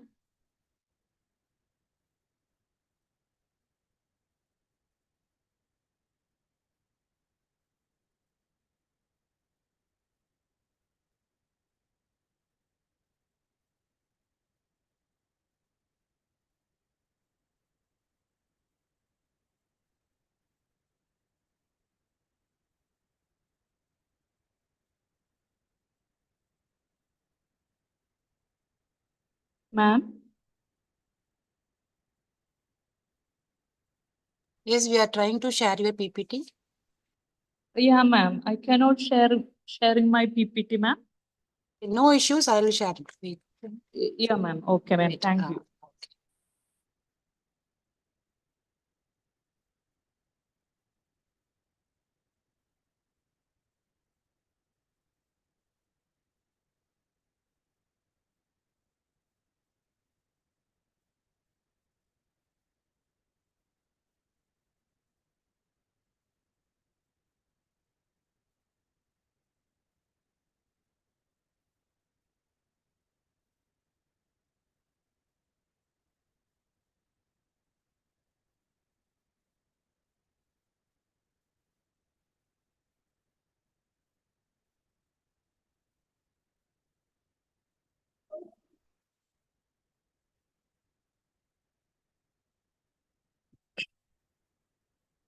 Okay, ma'am. Can you hear me? Yes, ma'am, you can proceed. Okay, ma'am. Myself, Alina, research scholar Vistas in Chennai. My topic is deep learning and image processing. And then my presentations include some introductions, then some methodology, architecture of image processing, graph diagram, applications, difficulties in image processing, future trends, and conclusions. The first one is an introductions. So we all know what is meant by deep learning. We all know, hear me, then artificial intelligence, machine learning, and deep learning. What are the differences between the artificial? We all know the superset of artificial intelligence. The machine learning and deep learning is also a subset of an artificial intelligence. But what are the differences between machine learning and deep learning? Why we have to choose deep learning in image processing? The main problem of traditional machine learning, we have to using some number of algorithms, but in traditional algorithms in machine learning, then some amount of data increases, the performance is degrades. But in the case of deep learning, the performance of the amount of data increases, the performance of deep learning outperformance. In this diagrams, we all know the superset of artificial intelligence. The machine learning and deep learning is a subset of artificial intelligence. I also share some what are the differences between machine learning and deep learning. In traditional machine learning, an AI engineer expert would need to define some features in image processing. But in the case of deep learning, the based on networks, an engineer would not need to manipulate any features for the model. These are the reasons for we have to using deep learning in image processing. In some methodologies are deep learning in the first one is in data gathering, and then selecting a model, use back propagation, evaluation, hyperparameter, post-processing.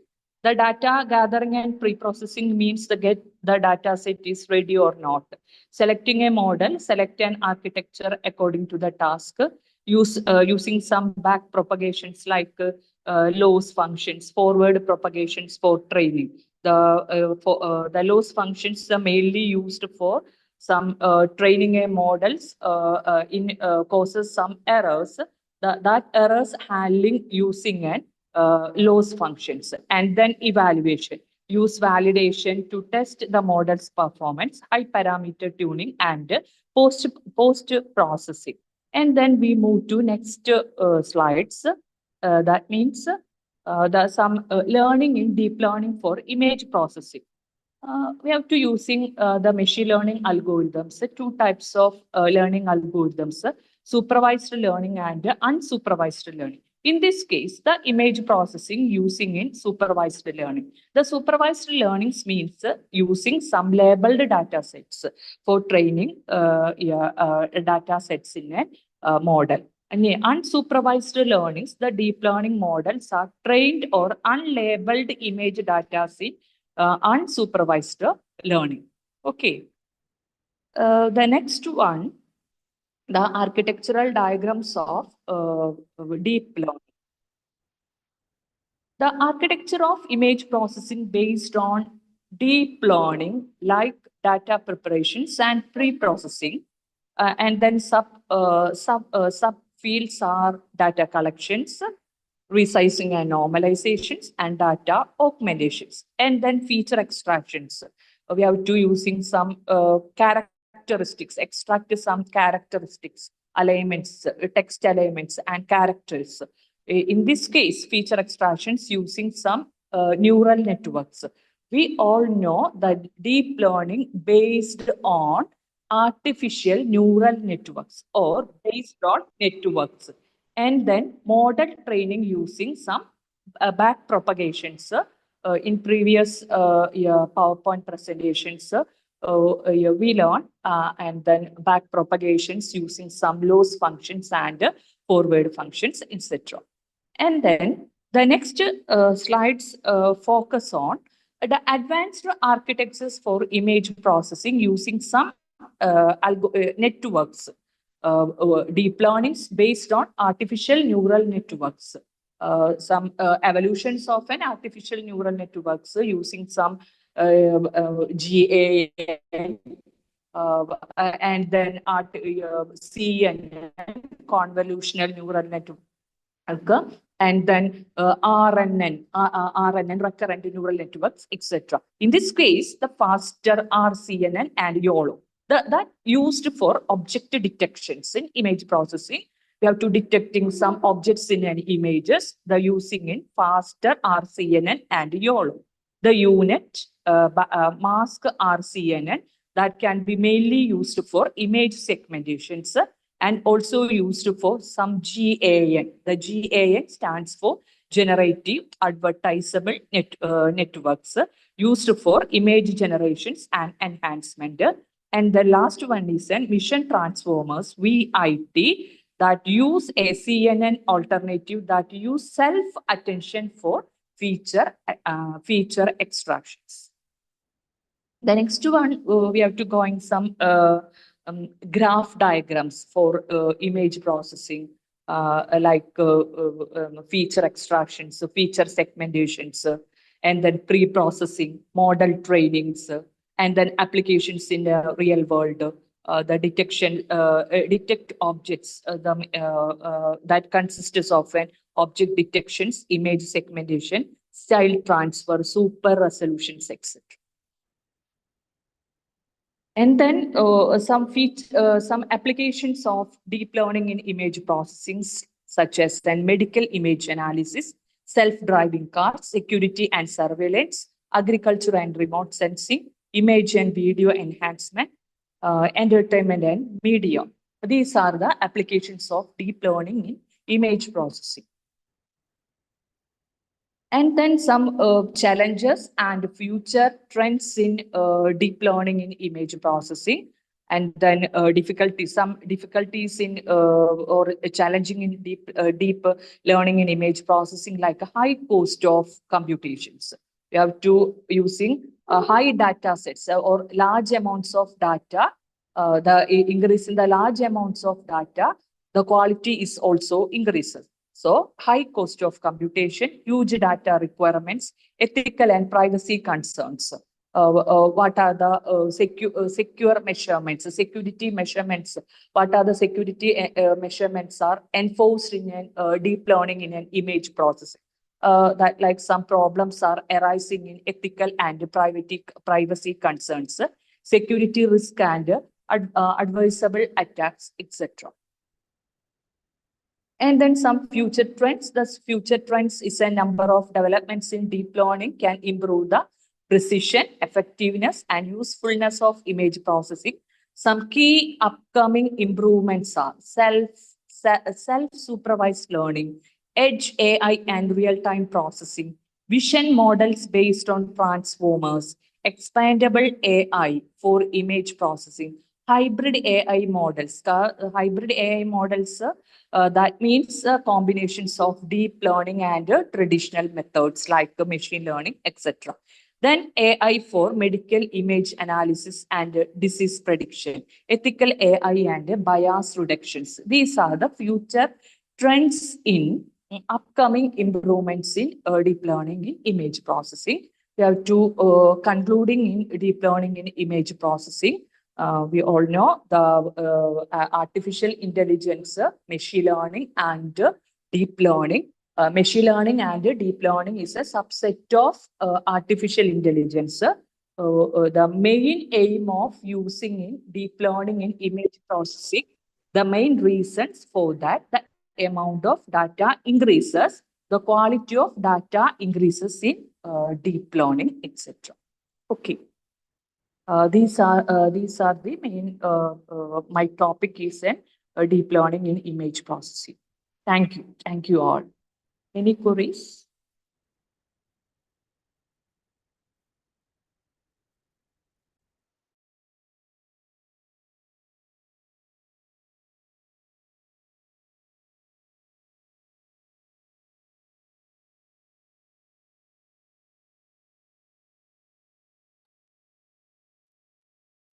Thank you, Alina. Your research is making a significant impact. Thank you for sharing your findings with us. Next, I invite Ms. Ganga ma'am to present her topic.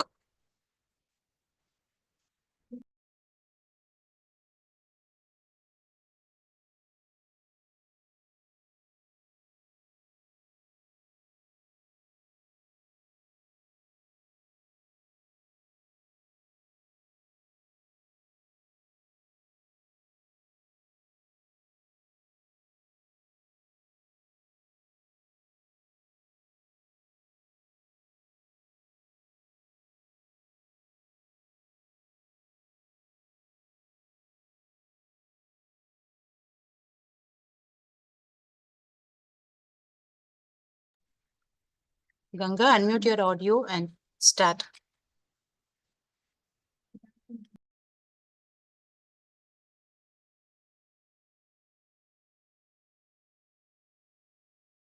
Good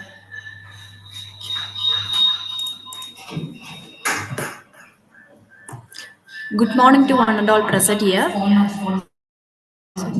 So myself, Myself, Ganga, Research Scholar, Computer Science Department, and followed by Assistant Professor, Nilagiri College of Arts and Science, Talur. So here I'm going to present about enhancing intuition detection in vehicular ad hoc network using hybrid neural network models. So this is my title here. So moving to my research paper. So here abstract. So vehicular ad hoc network is a immense potential for improving the traffic safety and efficiency through the information sharing. So here mainly I have used for vehicle ad hoc network. So mainly for the safety of the traffic and also the security. So this paper proposes a hybrid neural network model for intrusion detection in VANET. So addressing the challenges which will be increasing the volume of vehicular data and need for real-time security also.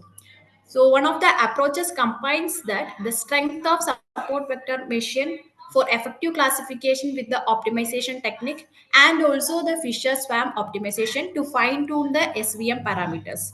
So here we have used the model as SVM with fish swarm optimization method followed by the attack of DDoS attacks. So earlier in my paper, so I have used the algorithms like SVM, artificial neural network, K nearest neighbors, and deep neural networks. So these are the different algorithms where I have used in the earlier paper. So here we'll just discuss about what is VANET. As we know, so VANET is similar to MANET. So MANET is need an infrastructure. So when we are comparing with the VANET doesn't want any infrastructure to send the data to receiver from the sender to the receiver. That means to if you want to do a transmission, we don't want any infrastructure. So mainly we use the applications like improving the traffic safety through the data exchange. So we have the importance of securities in VANET. So first one will be the human and the road safety, and also we will be addressing the network security, which will be to ensure the trust in system. That means VANET system. So here, it promising the technology for intelligent transport system enabling the vehicle to communicate and share the critical informations, and also particularly it will be used the dynamic topologies and wireless communications which for the cyber attacks. So mainly we have used for security. So paramount in VANET be compromise the informations which will be the consequence, including the loss of life. So if there is any data loss happens, we will be rectified using the algorithm that SVM and FSS optimization methods. So mainly we focus to enhance the intrusion detection systems by using the IDSS in VANET, and to mitigate the security threats, particularly we'll be using the DDoS attacks. This is the one of the attacks which I have used in this paper. So existing research. So existing is VANET has explored the various techniques, including the machine learning, deep learning, and the trust-based system. So in several studies, traditionally we have used the machine learning algorithm like SVM, ANN, and KNN for attack detections. So this method often suffer from the limitations such as sensitivity to parameters, selection, high computational cost, or difficulty in handling imbalanced Excuse me, data Ganga sets. ma'am. Excuse me. Yes. Kindly excuse me. Yes. Kindly press F5 to show your screen in the full mode, full screen mode. Yeah. Is it visible? Yes, ma'am. This is visible to everyone. Okay. The screen is in full screen right now? Oh, no. Make it full screen. No.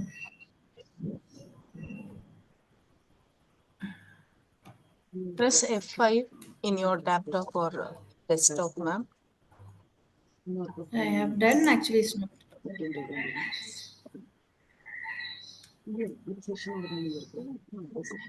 Otherwise, move What to about the now? slideshow. No, we're not able to So see. I have done, but it's not. Okay, you continue, ma'am. Yeah, okay. So the main contribution of this paper is to develop the hybrid neural network models with the attack of DDoS in the VANET, which is a combination of SVM and FSO. So here FSO algorithm is to optimize the parameter of SVM, improving the detection accuracy. That means to fine tune the parameters, we have used the FSO algorithm. And also the performance evaluations, we have used the proposed model using the CIDS in 2017 dataset demonstration, which will be the existing machine learning and the deep learning approaches. So here research objectives. So we have the goals, proposed solution, and the key benefits. So here to develop a hybrid machine learning model, we have enhanced the IDS performance, and also for proposed solutions have used the hybrid neural network method for intrusion detection in VANET. And the key benefits will be when you're going to use the hybrid neural networks, the key benefits of this research paper will be better intrusion detection, and also will be improving the protection for vehicle data. So that means the security will be increased. So support vector missions with the Fisher swarm optimization. So hybrid machine learning model techniques will be using the vector mission with Fisher swarm optimization techniques. And the purpose of using Fisher swarm optimization, it will be detect and mitigate the DDoS attacks effectively. And the key feature of this particular algorithm is to enhance the privacy and the security, and also optimize the performance through the FSO integrations. So this is a small architectures. So how we are going to send the data, and how we are going to transmit the data from sender to receiver. So here we have the data sets, and also testing sample sets, training sample sets, and the test SVM models to optimize the classification accuracies also. So defining the SVM parameters, we'll be training the SVM model with V-fold cross validation, and also we'll be generating the random values to initialize the Fisher value, and to access the state of artificial fish and update the performance behavior. So this is a small architecture how we are going to send the data, and how we are going to train the sample data with the help of Fisher SAM optimization method.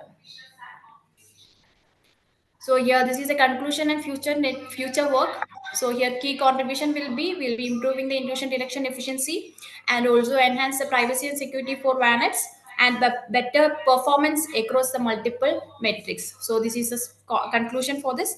And future works will be expanding the model for broader attack scenarios and real world deployments. If there is any attacks, so we'll be using the better algorithm for this. Thank you.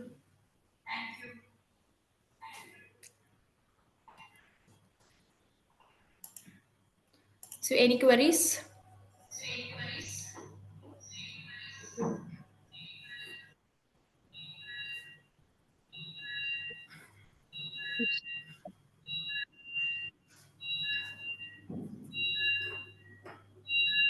Okay, thank you, Ganga. Thank you. Your presentation was excellent. Thank you, ma'am. Thank you.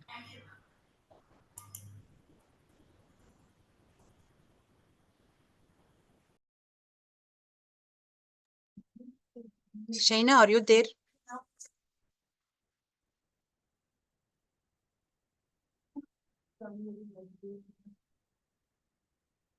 Hello. Shaina, are you there?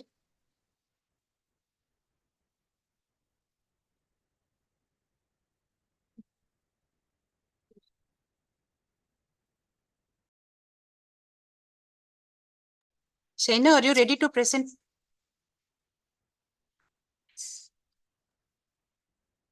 Shaina, are you ready to present?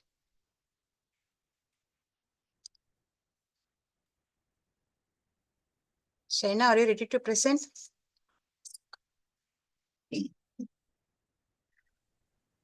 Yes, ma'am. Yeah, I'm ready. Yes, you can proceed with your presentation. Okay, thank you, ma'am.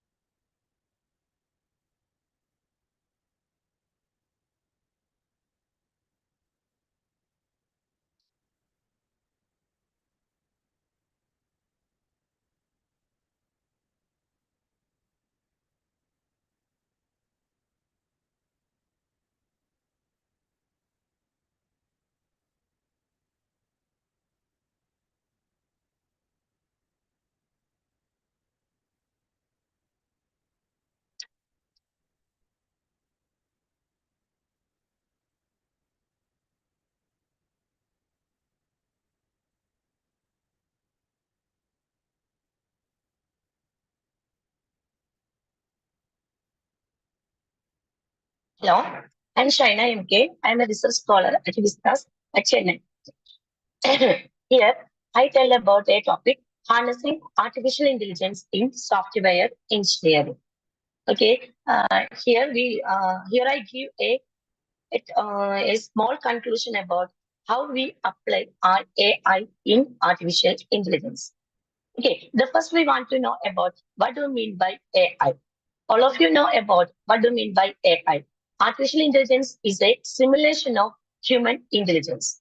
It's designed to perform human tasks with the help of a human programming. The machine will get intelligence from human being using the concept of learning, reasoning, problem solving, and language understanding. Here I give the topic of how we apply the artificial intelligence in software engineering. All of you know about what I mean by the software engineering.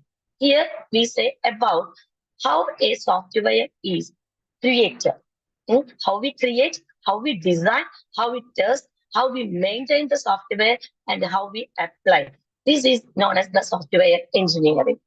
Here I told about how the AI is useful in software engineering. Okay, all of you know about what I mean by weak AI and strong AI. Weak AI means it's used for only for simple tasks like chatbot, but the strong AI is used for the complex task at a time. It can do more tasks in a particular time. It's a concept that we included in software engineering. Okay, then the next concept is what do you mean by SDLC? That all of you know, it's a software development life cycle. Using this concept, we can create a software product. And all of you know what are the main steps of SDLC. As we know, we have requirement analysis, and the second step is design. Third one is the implementation, and fourth one, testing. And the fifth one is the deployment, and the last one is the maintenance. These are the main steps of software development lifecycle. Here I tell about how AI helps in each steps of SDLC. Okay, it's very useful in software product creation. When we create a software, we have more works are there. But using an AI, we can minimize the works of our system development. Okay, the first one is the requirement analysis using AI. What do you mean by requirement?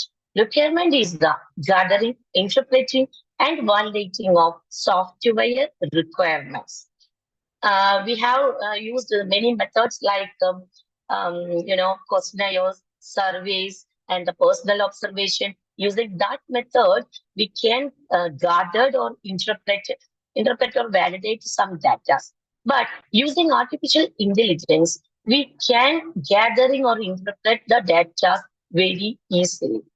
In artificial intelligence, we use the concept of natural language processing, machine learning, and the predictive analysis. Here, we want to classify and prioritize the requirement. That is, we will get more data, but not that much of data not needed for our system. That the first thing is how we classify and how we prioritize the requirements. For that, we use more concepts like sentiment analysis and predictive analysis and clustering and categorization. Nowadays, we use more tools like TensorFlow, PyTorch, and IBM DOS, and something Jira. That type of tools are used for the requirement analysis. Okay, then these are the main elicitation tools like that, AI-powered elicitation tools, a chatbot. Using this one, we can gather the requirements that we need for our system. And the next one is the next main concept is the design concept. Design is the main thing of our system creation, that software creation.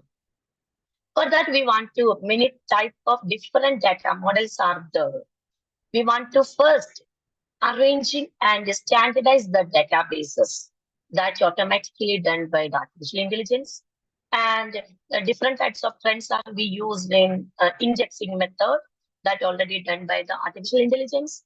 And we want to create the schemas, okay, that already done by the artificial intelligence. And the last one is the UML diagram that all of you know, unified modeling language, that the things are given into artificial intelligence, they will create a good UML diagram. Okay, then more tools are used for that one, like ERD tools and entity relationship diagram tools we use, and then auto machine learning tools we can use, and something like that, data robot, like that. These tools are used to create the database and the UML diagrams. Okay, then next one is the main thing is the coding generation. It's an important concept in the system, SDLC. We want to create the code automatically. Then we'll improve our quality of code. We can remove the errors or bugs, and we can maximize the performance. Then artificial intelligence is used in very concept in code generations. Okay, then the first thing we want to know about the auto-completing code. For that, we use the Capilot tab name. Using this, they will complete the code. While we deal some codes, they will complete after the others. And it will create the entire functions. Okay, and the next one is the pseudocoding to working code, which automatically done. We will prepare the pseudocode first. But when we prepare the pseudocode, the artificial intelligence convert that pseudocode into working code automatically. Okay, for that we use some tools on the GitHub, Capilot, Tab9, OpenAI Codex, 45. These are the main tools that we used in the Power Code generations. And then we want to know about the code optimization and refactoring. Optimization meaning we will give more codes. That much of code not needed for our system. Then we want to identify and suggesting the performance improvements. Okay, then refactoring code to improve readability and maintainability, and reducing redundant or inefficient code for better execution speed. These are done by artificial intelligence using some tools, sorcery, decode, and refact. And the next one is we already know in our code we have more bugs. We want to detect our bugs and we want to remove the bugs. It's a difficult process, as we know. But using the artificial intelligence, they will automatically detect the syntax and logical errors and suggesting fixes based on past coding pattern, and they will give some code deployment process also. And the next one is the software testing. When we prepare our software, we want to test. We want to generate some test case generation, defect detection, and test efficiency method. But using AI, they will automatically generate test case generation. Then it will reduce manual effort, improve accuracy, and speed up the testing process. It automatically creates test cases and it guarantee through test coverages, minimize the need for manual test scripting, detect prediction models, automated bug fixing. These are the main thing that we done by the AI in software testing process. For that we use more tools are like that, testing, functionize, then upload tools and something like Code Guru and Veracode. These are the main tools that we use in the software testing. And the next topic is they already know deployment. Deployment means we want to optimize and process automation and increase the reliability. But using AI, the software must be accurate in all phases, in coding, in testing. It must be an accurate process. Okay, for that, for deployment, we use some tools like that, apply tools, Percy, test time, and then Code Guru we can use in software deployment process. And the next one is the maintenance. Maintenance, all of you know, when we create a software, when we deployed in a company, we want to maintain routine maintenance. Okay, routine maintenance, what we need. But it's a difficult process for a human, but for an artificial intelligence, it will routine checking all of their performance, optimization, failure prediction, and they will give a solution to for that errors. It's very useful to software developers. Then some tools are we use Decode, Code Guru, IBM Watson, and then New Relay, that dog we can use for that one. Okay, then what are the main benefits of software engineering, AI? What are the main benefits? That is increased efficiency. What we done in our system, there are more bugs, more errors are there. But using an AI, there is no errors. It must be efficient. Improved software quality, it must be a highly quality product. And faster release cycle, we can give that product into our company very fastly, and cost reduction and the enhanced reliability. Using these benefits, all of others use the AI in software engineering process. These are the main thing I give you. Using in a software engineering, we can use the concept of AI in all fields, like requirement analysis and design concept, testing, implementation, maintenance. In all field, we can use the AI so that we will get an accurate product and efficient product, highly improved product. There is no errors. When the errors will come, it will debug it very easily. Okay, thank you.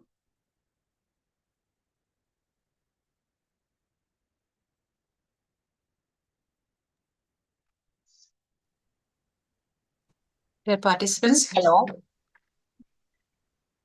if you have any queries, you can ask. Sheena ma'am, Yeah. your presentation was very concise about the software engineering technology in AI. And I have a doubt about how does this agile methodology in software engineering is used in artificial intelligence? Yes, we can use agile technology. We can use. It's in a hybrid mode now. In a hybrid mode, we can use the concept of AI in a very good manner. Okay. Thus, we can able to incorporate the data science practices and Yes. all? Yes. Okay, ma'am. Thank you. Okay. Thank you. Any queries? Thank you, Ganga ma'am, for your presentation. Sorry, thank you, Ganga.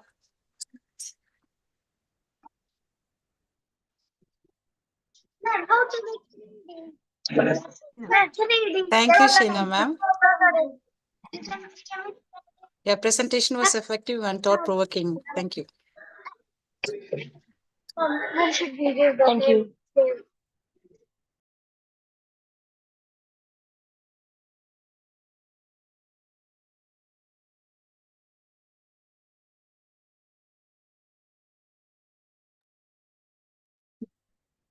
Thank you, presenters. Stay connected for the next session.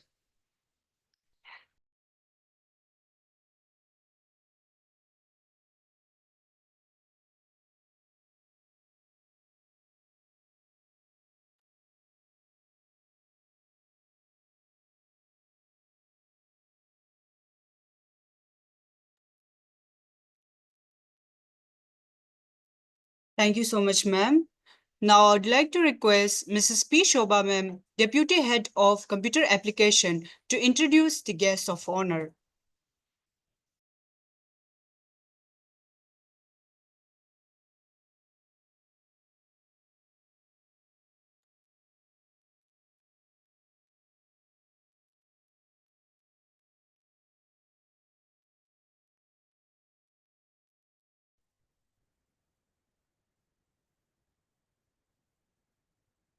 Happy morning to all. I am Mrs. P. Shobha, Deputy Head, Department of Computer Application.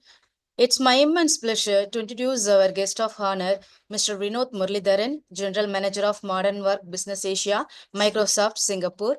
He is the part of the Microsoft's worldwide modern work sales leadership team. He is the responsible for the overall business growth and development of advanced and new innovative technologies for modern work. His role is focused on helping organizations on their AI transformation by reinventing existing business models using the power of M365 Copilot and AI agents, helping achieve revenue maximization, cost optimization, or superior employee experience. He has multiple leadership roles across Asia, Europe, and the Middle East across commercial enterprise, partner, and consumer business. He has demonstrated leadership in incubating and ramping up growth bets like Win365 and meeting rooms while scaling the device business in Asia. He has leading the cloud PC and device business across Asia. He has held multiple roles in Nokia, leading the sales operation for Asia out of Beijing, WWGTM strategy out of Finland, market expansion in MEA out of Dubai, and country general manager for Vietnam. He has lived and worked in India, China, Vietnam, Singapore, Dubai, Finland. He is a strong believer in the Asia story and highly empathetic leader. We are honored to have Mr. Vinod Muralidharan sir, a leading expert in modern work Asia, with us today. Please join us, sir, in giving a big virtual hand to our guest. Welcome, sir. Good morning, good afternoon to you. Okay, gives me a great pleasure. Thank you, Mrs. Shobha, for the very warm introductions. Okay, so it gives me a great pleasure to be present here today in front of the audience in Vidyasagar College. Excuse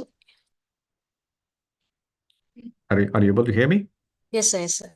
Okay. So it gives me great pleasure to be in front of the audience here at Vidyasagar College. So what I'm going to do is I'm going to share some insights from Microsoft on how you can drive AI transformation in a very sustainable manner.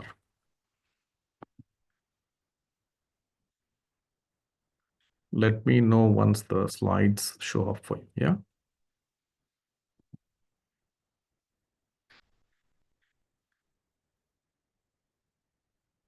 Are you able to see? Yes, sir. Okay.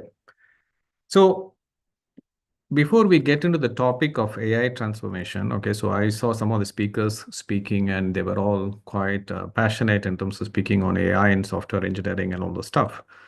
I also want us to ground in some facts before we actually get into the details. Okay, so if you actually look at the evolution of technology, any new technology that has come into the market, from the time the first mobile phone was launched, it took about 16 years to reach about 100 million subscribers. It took about 7 years for internet to reach 100 million subscribers, while ChatGPT was able to achieve that just in 3 months. So this is the diffusion that we have seen in technology, where you're finding the latest technologies coming and hitting consumers and customers much faster. But what is missing is, okay, like 100 million users are using generative AI, but organizations still have not defined a very clear strategy on how they can harness the power of AI. And that's where we are all trying to see on how we can help in terms of making sure that the user interest is related to organizational benefit as well. I'm also giving you a few more facts before we get into the details. So if you're looking at the spends that is actually happening for generative AI as well, the platform shift is happening. With each platform shift in the technology, there is some impact to the economy and the business. Generative AI last year was about less than $20 billion in spend. This year, it has already crossed about 44 billion. And going forward, it will double from this number. So that is the immense potential that you are able to see in this technology. 3/4 of all organizations currently are using some sort of generative AI. It could be the organization themselves is using, or somebody in the organization is leveraging generative AI. So it is getting the traction, it is getting the spend. What probably is also being asked is, are you making the money? Is there a return on investment happening on generative AI? Generative AI at this point of time, from the studies that Microsoft has done, is able to, for every dollar or every rupee that you're able to invest, you get $3.7 a rupee back. And what is great to know is this return is happening within a span of 14 months. And going forward, we do see that this probably will get shortened even to less than probably a year. So this is an investment that any organizations can put forth, and they can get a very quick return in terms of how they can use it in their business process. Now let's probably now get into the details in terms of how do we drive the strategy. So all this is great. People are excited. However, organizations, in many cases, from our own experience working with the biggest corporations across the world, is organizations are still not 100% clear on how they can utilize the power of generative AI. Okay, so we see that, okay, like there are 4 opportunities that any organization can use. And there are about 3 approaches that we suggest from Microsoft could be the best way that you can implement your generative AI. Now, let me get into these 4 opportunities. The first one is in terms of enriching the employee experiences. Now, any generative AI, okay, the first thing that we need to see is, okay, how is it helping the person who is actually doing the work? Is it helping the person to do work faster? Is it helping them to be more creative? Is it saving them a lot of time? I think these are questions that we should be able to answer on how generative AI can be put to use. More importantly, what is happening today in the world as well is all organizations are fighting for talents. So they are looking at, okay, which are the top talents that they can hire? And in some cases, making sure that the talents have access to generative AI so they are able to learn as well as grow in the organization is also a talent magnet for every organization. The second opportunity that we are seeing is how can generative AI be used to reinvent customer engagement? Now, what does this actually mean? Like any organization would love to have the customer connection. So how do we make sure that we have the one-to-one connection with the customer? So you create the bonds, you understand the product much more deeply. You are able to make sure that the brand is standing in front of the customer's mind recall every time. All that could be an opportunity for any company to reinvent using generative AI. The third one is on business process. Any organization, even your own institution, would have different business processes. It could be in finance, it could be in HR, it could be in sales. Let's take HR. Okay, like you would have a business process like you want to recruit talents, then you want to onboard the talent, then you want to basically manage the talent in the pipeline. You need to have help with their you need to have help in terms of their payroll, and then also in terms of the well-being, etc. All these are processes that can be enhanced by use of generative AI and agents. Then finally, how do we use this in terms of bending the innovation curve? So what a company is able to advance if you are bringing new products or new services to the market.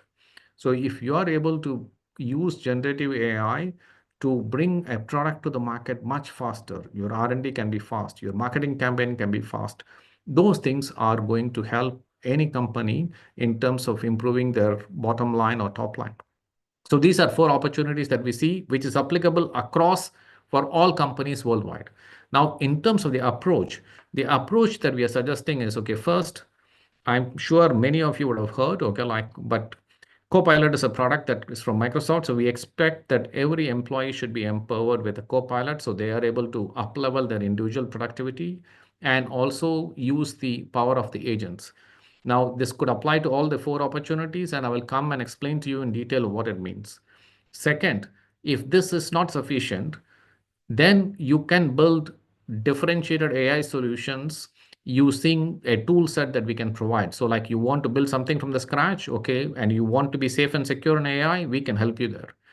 The final one is cybersecurity foundation.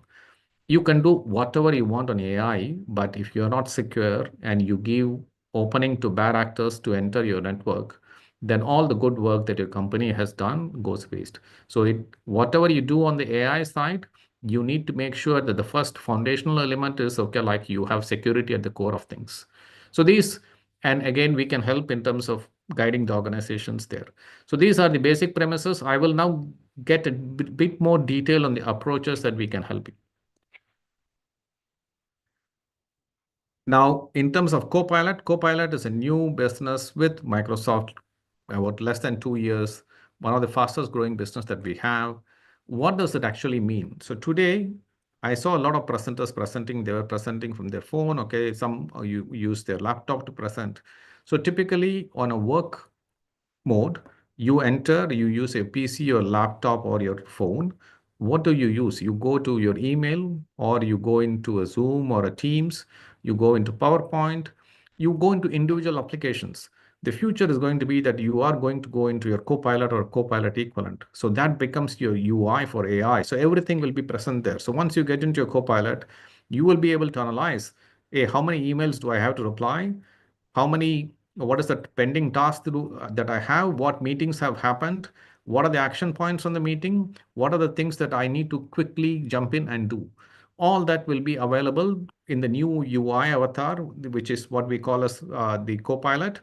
And that will be your control pane, which will control everything. Then for every business process that you have within your organization, it will be transformed by agents. And what is agents? Agents is something that is going to be a big game changer.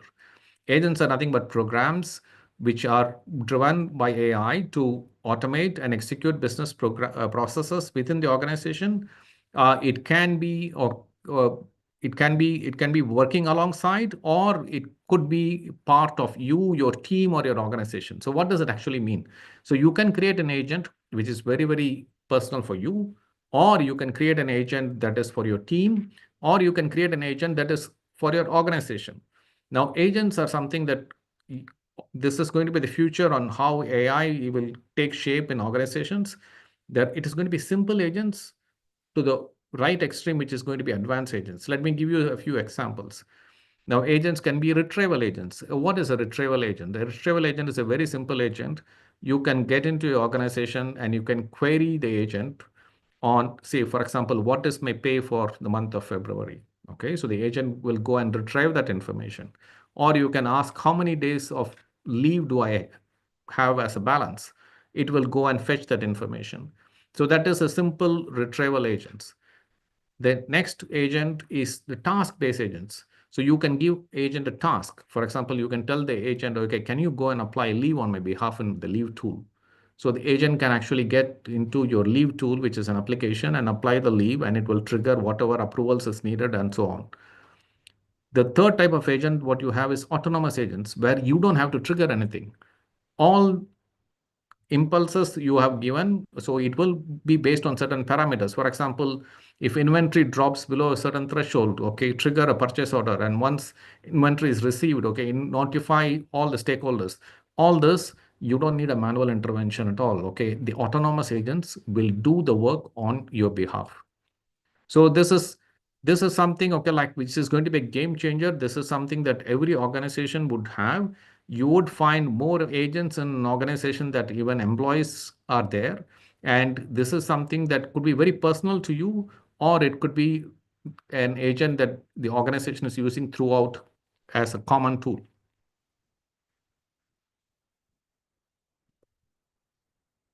Give me a second. I'm trying to move the slide. Okay. Then it comes to differentiated AI solutions. Okay, so like the agents along with Copilot can fix 80% of what you need in an organization. So you have your own capability of all the goodness in your Excel, having Python or a PowerPoint, being able to generate in 4 minutes on a 4-hour slide that you worked in the past. All that goodness is there with the Copilot and agents. But in case you want to build a differentiated solution, what is the differentiated solution? So you may have an organization which is telling, oh, no, I don't want to use an LLM, or I want to use an LLM which is rich in language, like it is rich in the South Indian languages. Or you want to use an LLM which is basically offering you an SLM capability, or you want a cheaper LLM. All that is possible if you start building your own Lego. And for that, you need a bit of expertise, like you should have developers in-house or partners who can build it for you. What we are giving you is the kit for you to actually prepare that. So the underlying data platform here is Microsoft Fabric, okay, where we are able to actually ingest and give you the data clarity that is needed to build. The Azure AI Foundry becomes your app server equivalent on AI. It has all the foundational models of LLMs. Plus, it gives you the flexibility of whatever you can use in terms of the connectors and graphs and all those stuff. Then you have actually, you can publish your agents or your AI apps using two methods. One is any layperson can go to Copilot Studio, which is a low code approach. So you don't have to be a developer. You can publish it using Copilot Studio. For those who have the depth in terms of development, they can go and publish it in GitHub or Visual Studio. So we give a differentiated expertise for organizations that want a depth if they want to build their own AI applications.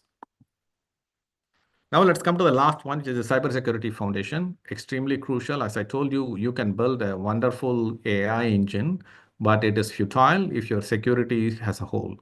So at Microsoft, okay, we see security is our most important and fundamental core priority. We have something called as a Secure Future Initiative.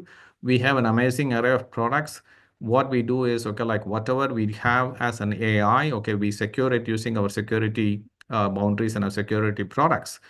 Today, a lot of decision makers are worried that when they actually implement AI, they are worried that there is going to be data sharing and data oversharing and data leakage. For example, if you have not put your security posture correctly and your compliance documentation correctly, you can implement AI, but it will throw out a lot of nonsense. Like, for example, you can query the payroll for the CEO of a company and it may surface it if you have not classified the document correctly. Similarly, you can probably pull out your R&D documents if they have not been classified correctly. So all that can be guarded using a very good security mechanism. The decision makers in most organizations also don't know, okay, how to deal with the threats coming from AI, because you need a very robust security vendor who is able to look at, okay, the predictive analysis of what's happening on the security side to make sure that they are future-proofing them not only on what is happening today. So we at Microsoft, we help the organizations manage their current AI usage securely, but also help them build new AI apps securely, ideally for Microsoft platform, but we also support all other platforms. So this becomes extremely crucial. You can do amazing work in AI, but if your security is weak, everything goes waste. Now, bringing it home, we covered, okay, 4 opportunities, and we covered the 3 differentiated approaches that Microsoft has in place. Now, you must be wondering, all this is great to hear. Have you guys actually used it, implemented? What is the learnings that you have seen? So yes, we have implemented the same approach in Microsoft, and we have seen success as well. So what has happened is, okay, like we have implemented across Microsoft the Copilot as well as the agents, and we have seen an increase in the sales. We have seen an increase in the pipeline closure. We have seen an increase in employee engagement. We have seen a reduction in our attrition as well. So like, I think that is all the positive side of it. Then in terms of the customer engagement, we have implemented the Copilot to about 40,000 people in call centers who are handling a lot of customer incidents. We manage about 75 million customer incidents a year, and that has helped us to save about $500 million. Last year, we are on track to about save $750 million this year with that. Then we also have a chief AI transformation officer who is actually looking at almost all the business processes that we have been using for the last 50 years. Microsoft was started in 1975. So all the business processes that we have been using for the last 50 years, we are completely looking at, okay, how we can apply the Copilot and Copilot Studio and agents and make sure that we are fine-tuned so we are able to give the time back to the employees so they can be more customer facing, or they're able to be more productive, or they can be more creative as well. Now, bending the innovation curve, Microsoft is a software company. The last year, 1/3 of the code that was written in Microsoft was on GitHub. And that also helped us that compared to any other year in our history, we have delivered more products in the market. And that is a proof point in terms of how we are leveraging AI in terms of bringing the latest and greatest to the market. So this is more of a story from our side. Okay. Now on sustainability, all this is good. Okay, like you are driving AI. Okay, so but how about, okay, like as we build up data center capacities, etc., okay, like we have also taken a big pledge on sustainability. So in 2020, we took a bold ambition that will be carbon negative, water positive, zero waste, and will protect ecosystems by 2030. So by 2030, Microsoft will be a carbon negative company. But not only that, by 2050, we have taken a pledge that we will remove almost all the carbon that we have used directly or through electricity from the inception of the company in 1975. So we will remove and we will become net givers to the world in terms of our sustainability goals. Now, this is something that is not only for Microsoft. We have a ability to measure sustainability. So we are also extending this to all our customers who want to be on the sustainable path.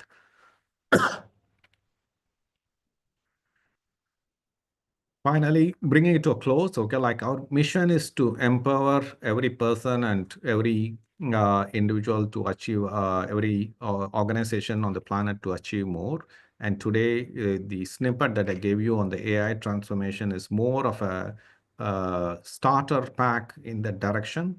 And I'm more than happy to engage with any of you at a later stage to guide you or your organizations in terms of driving the AI transformations that you are all embarking on.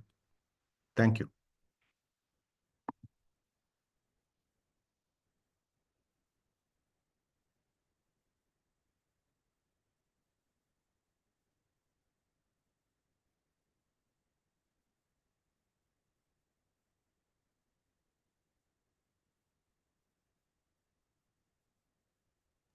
Thank you, sir. Thank you for your valuable session, sir. It was very informative. And I hand over the session to Laju.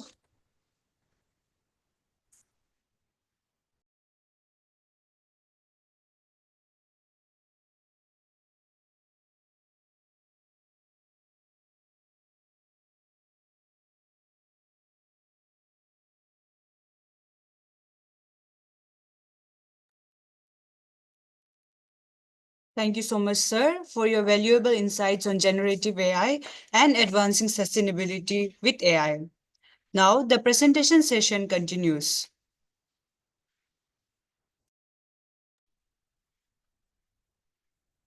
Let us continue with the presentation. Presenters will be provided 5 minutes to present their topics. I call Ms. T.J. Jima to begin her presentation.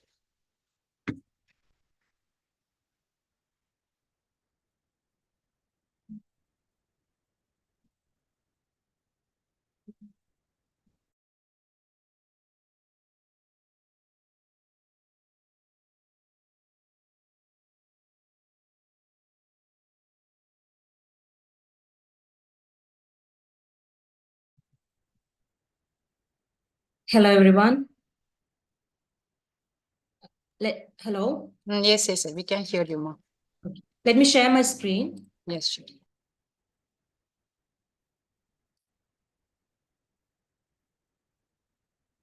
I hope my screen is visible. Yes, we can see. Okay. Very good afternoon to one and all present over here. Myself, Jima TJ. I'm a research scholar under the guidance of Dr. Ananda Krishnan from the Providence College for Women, Kunnur. So today I'm going to present over the topic advancement in deep learning for revolutionizing image processing in digital distribution channels. So already one of our co-presenter has already discussed over these things. Let me continue with my presentation. So my topic will be covering over the introduction to my paper and some of the techniques which can be used in the deep learning for the image processing and the applications in digital distribution channels. And finally, I'll be concluding my paper. So discussing over my introductory to my paper. So as of know, we all know that the explosion of the digital platform necessitate better image processing mechanism should be there. And as our traditional methods can't keep up with the demand for the quality and efficiency in the image processing. So with the help of the deep learning, which will be offering through AI-powered automation and personalization and the scalability over the image processing. So in my paper, I will be examining how recent deep learning advancements are impacting digital image distributions. And this paper is how the deep learning is revolutionizing the digital image processing. And also it will be focusing over the techniques which we are using commonly for the image processing like GAN, CNN, VTS to improve the image quality, the compressions and delivery of the images. And the paper also proposes the new AI frameworks that uses certain models to dynamically adjust image resolutions based on the network conditions and users' preferences, ultimately reducing the latency of the images. And also it addresses some of the challenges which can be caused over the image processing. And it also will be helping to demonstrate how the deep learning can lead to the more efficient, cost-effective, and personalized digital image distribution is going to happen. And coming to the image deep learning mechanism techniques which I'm using in the image processing. So as we are already known that deep learning has transformed image processing by enabling models to learn complex patterns and optimize image quality more efficiently than traditional rule-based models. So there is the advancement which we are doing in the deep learning mechanisms. So we'll be having certain trained large data sets, and these models adapt dynamically to diverse needs, offering robust solutions for real-time image enhancement, compression, and personalized content delivery. And one of the techniques which we are commonly used in the image processing mechanism using the deep learning is the convolution neural networks. So it is it is one of the revolutionizing image processing mechanism which help us for the feature extraction, object detection, and image classification. So this architecture will be comprising of the two elements, that is ResNet and EfficientNet, that will play a crucial role for enhancing the digital image distribution through the automated quality enhancement and the compression.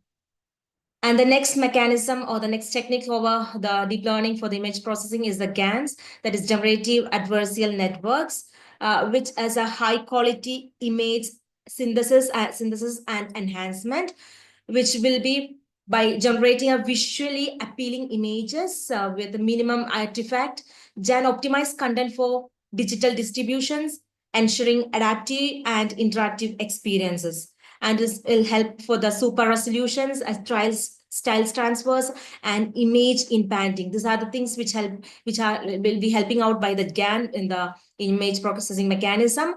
And moving over to the next technique, that is the vision transformers or the VTS. It provides an alternative to CNN. It is an alternative for CNN by leveraging self-attention mechanisms, and which improves the image recognition and transformation tasks. And this implement in digital distribution enables the intelligent content adaptation and efficient resource allocation. These are the major techniques which can be happened over the image processing, and some of the applications which we are going with the digital distribution channels are the like adaptive image optimization, AI-powered optimization, personalized content delivery, and automated meta tag tagging. These are some of the common applications which we can see with the deep learning and the image processing. And in the adaptive image optimization, it will be dynamically adjust the image resolutions, color corrections, compression based on user content. These are the things that will be helping out by the deep learning mechanisms over the devices and the networks. And AI-powered optimization, it will be used with the users with the deep learnings to compress images while preserving the visual fidelity without removing the original resolution of the image. The AI will be helping out to sustain over the image quality. And we have the personalized content delivery, analyzes users' behavior and preferences to tailor image content recommendations that we could usually see in the social medias all. So that all will be happening based on this. And we have the automated metadata tagging, uses the image recognition to automatically tag images with relevant keywords and the descriptions. So these are some of the applications which we can do over this one. And finally, I'm concluding my paper based on the deep learning has reshaped the digital image processing, offering solutions that balance quality, efficiency, and personalization. As AI-driven innovations continues to evolve, the future of digital distribution will become more adaptive, scalable, and secure. So the paper highlights over the advancements, challenges, and opportunities in leveraging deep learning for the digital image optimization and the distributions. So that's all for my paper. Thank you, everyone. And thank you, Vidyasagar, for giving the opportunity.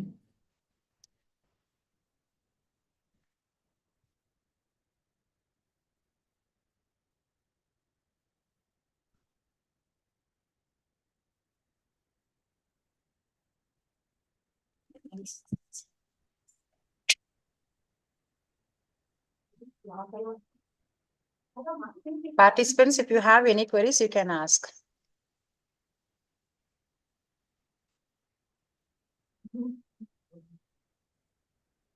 Thank you, Jimo. Thank you. Your presentation was engaging and informative. Thank you so much. Now I call Ms. Annalakshmi ma'am to start her presentation.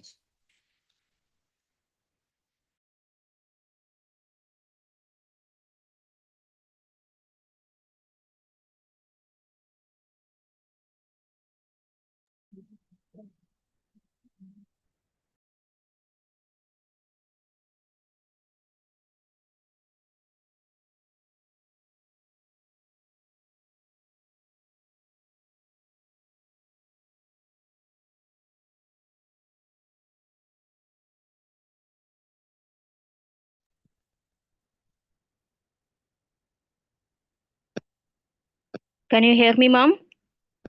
Yes, ma'am. Yes, ma'am. Good morning, everyone. This is Anna Lakshmi from SRM Arts and Science College. My topic is the hybrid approach for advanced automatic trading prediction. So first, we are going to, must know to understand the stock trading, about the fluctuations of stock trading. My slide is visible, ma'am. Ma'am, it's visible, but it's not on the full screen. Just a minute.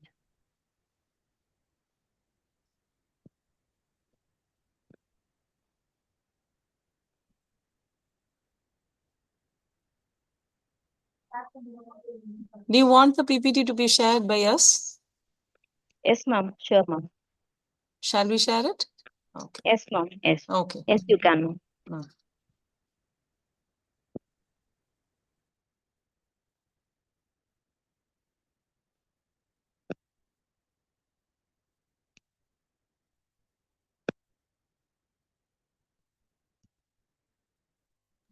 Ma'am, kindly switch on your video, ma'am.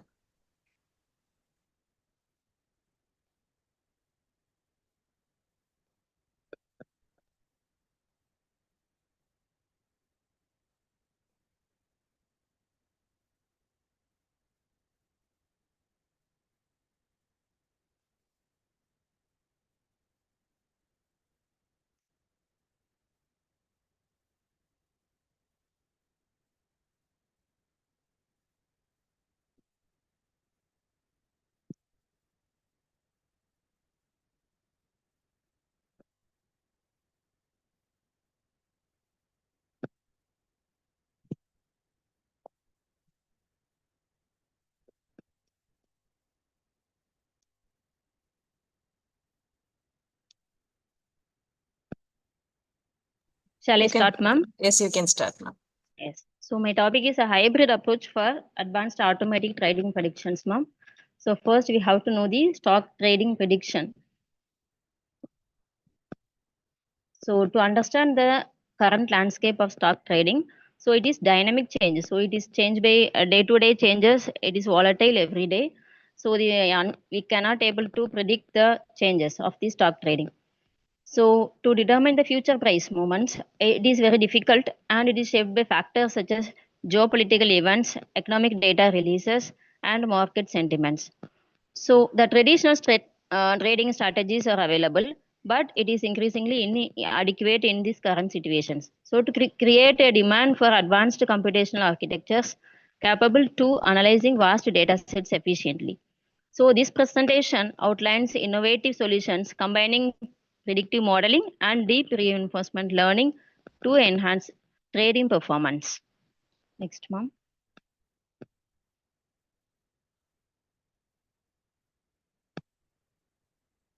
Yeah. So to understand the stock market fluctuations, so first, so the prices are influenced by supply and demand. So leading to it leads to inherent fluctuations in value. So the fluctuations are driven by diverse factors, including earning reports, macroeconomic indicators, and Federal Reserve policies and international events. So to study the history of these stock markets, that is the past market behavior assist in identifying potential trends and anomalies, providing insights into future movements. So these historical data can reveal cycles and seasonal effects on stock prices. So to understand these fluctuations enable investors to diverse informative strategies, aligning their portfolios to manage risk and maximize returns based on anticipated market movements. Next, ma'am. So this is the role of predictive models in trading. So it is a very essential for effective trading decisions, as miscalculations can lead to significant financial losses. So these range from statistical models like ARIMA to machine learning techniques, each with unique strengths and weakness suited to specific trading scenarios.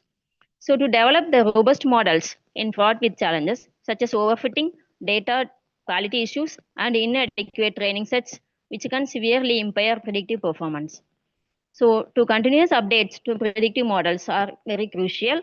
Then the trading landscape is ever changing and necessitating models that adapt to new data and evolving market conditions. Next, ma'am.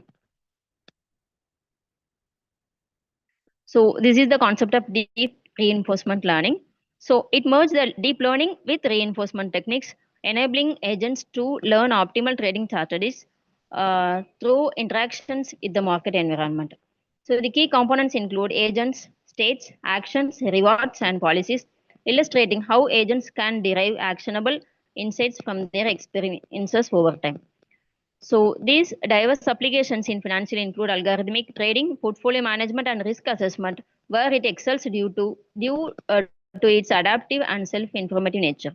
So it is to unlike the traditional methods. So this deep learning reinforcement learning can autonomously adapt to complex and nonlinear market dynamics, yielding greater strategic advantages. Next slide, ma'am. So the agent-based deep deterministic policy gradient system. So this architecture enables a systematic approach, integrating the agents seamlessly to adapt to market signals and execute trading intelligently. So by analyzing transactors by professional traders, this system aims to emulate successful behaviors and strategies observed in established trading patterns. So this framework builds upon existing methodologies, enhancing learning outcomes through a deliberative and feedback-driven process. So the model's design focuses on maximizing returns through calculated actions based on the learned strategies from extensive market interactions. Next slide, ma'am. So we have to learn the continuously trading process. So continuous trading pipeline. So it is a very essential role in this. So the continuous learning is essential for managing competitive edge, aligning model predictions with the current market realities. So to incorporate recent data into training allows the system to refine its predictions, ensuring relevance and accuracy in forecasting future market movements. So this is based on real-time data models enhance their predictive capabilities, leading to more informed trading decisions and strategies. So this approach facilitates real-time adaptation, ensuring the trading system remains responsive to new information and market shifts. Next slide, ma'am. Yes, so this is the comparative analysis of reinforcement learning algorithms. So the fundamental reinforcement learning algorithms, including Q-learning, SARSA, and their derivatives to set the stage for deeper analysis. And the performance metrics like Sharpe ratio and maximum drawdown enables the rigorous assessment of each algorithm's effectiveness in trading. So the ultimate goal of this analysis is to identify algorithms that can effectively maximize returns while minimizing the associated risk, which is based on the traditional algorithms. So empirical evaluation is crucial in determining which algorithms yield the best results in practice, shedding light on the trading landscapes. Next slide, ma'am. So this is our proposed methodology. So we have to first input the data, then pre-processing step, then feature extraction and classification. So after classification, then we have to mention the current state of the stock and the prediction state of the stock trading. Then we have to evaluate the threshold value. After calculating the threshold value, and we have to decide so to sell or purchase the stock trading. Then finally, the notification will be sent to the user, company, and the share. And this our proposed model is based on the SVM and XGBoost algorithms. So these to combine these two algorithms, so we are having the most powerful algorithm to this approach, that is the hybrid approach, and combining the models gives the strengths of the our methodology and leading to enhanced predictive accuracy, robustness in varying market conditions. So the accuracy of this algorithm also, 98% of this accuracy this algorithm is providing for trade market prediction. Yes, next slide, ma'am. And this approach is does not affect the predicting the next day stock patterns of DJIA index data values, and the characteristic variables are not only contain price change information for individual stock, but also reflect the overall change characteristics of the market trading at the macro level. So the accuracy of the previous algorithm, comparing to the previous algorithms, this hybrid approach, that is SVM and XGBoost, provide the 98% of the accuracy of testing the set is compared.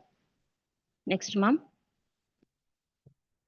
So according to the future work, so it is a very bright and characterized by continuous advancement in modeling techniques and automated strategies arising from our research. So this paper presented lays a foundation for future work, encouraging ongoing innovation and adaptation within algorithmic trading. So for this paper, so we are going to provide a hybrid approach, that is SVM and XGBoost, so which provides the stock market prediction, the best stock market prediction and trading prediction comparing to the traditional methods. So that's all, ma'am. Thank you.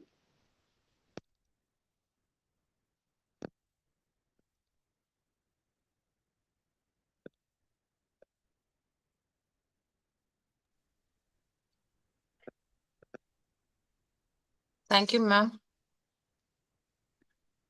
Thank you, ma'am. There any queries from the present participant side?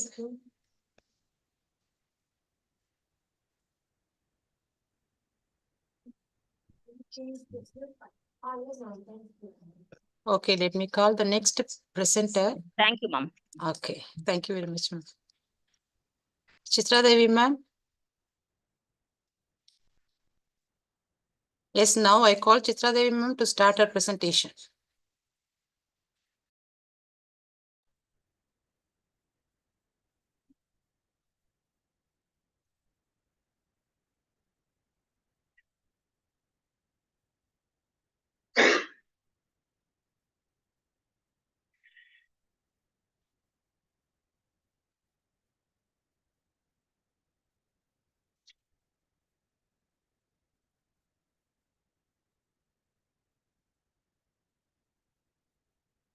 Good afternoon to everyone.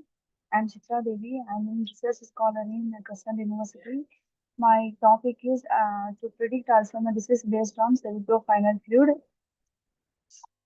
This is the outline of my PPT, abstract introduction, CS of biomarker system, literature review, and then references. Abstract. Alzheimer's disease is a neurological disorder. It causes of memory loss. It's gradually worsen over time and they impact daily activities. It's mostly affected old age people. Early identifications is essential to early stage of the Alzheimer's disease. For prediction, this disease machine learning techniques are deployed through the analysis of a series of biomarkers. Next introductions. Cerebrospinal is a water liquid that continuously circulated brain under a spinal cord. The it's a protective member of the brain. A series of biomarkers or biological molecules that can be used to assess and diagnose neurological disorder, especially Alzheimer's disease. This is the series of biomarker systems. This is the normal neuron in the brain. This is the abnormal neuron. Some neuron damage in the brains. It's found cerebrofluid biomarkers in the brains. This is second figure. This is the type of the biomarker available in the series of biomarkers fluid. This is the summary of the literature review referred related to Alzheimer's disease predictions. Discussion. Sometimes overfitting is such challenges to predict Alzheimer's disease in random forest algorithms. Machine learning model easily differentiate Alzheimer's patient, mild cognitive patients, and healthy peoples. Random forest algorithm enhance predictive accuracy by complex nonlinear interactions. This is my proposed systems. Overfitting is a challenge in Alzheimer's disease prediction in series of biomarkers with random forest. My proposed algorithm is hybrid or stacking approach. I have enhanced the model performance and the generalizations. Hybrid stacking is a robust approach in Alzheimer's disease predictions. This is the alpha beta 42 40 series of biomarkers ratio play a crucial role in improving the overall performance of this model. This is my proposed architecture diagrams. First, we collect the data in the database and the pre-processing the data. Pre-processing is nothing but the clean and the normalization of the data and the several machine learning model. I trained several machine learning model assessed by precision and accuracy and the F1 score. The prediction from the individual model and combine the hybrid and stocking methods. This is the previous slide. I explained this. Conclusion. Advanced machine learning techniques play a crucial role in early detections of the machine learning to this is a hybrid or stocking model significantly accuracy by combining strength of the multiple algorithms. It's alpha beta 42-40 ratios further improve model performance, highlighting the importance to integrating the multimodal of the data. Integrating biomarker data with the machine learning help to predict the Alzheimer's disease on early stage. These are my references, and thank you.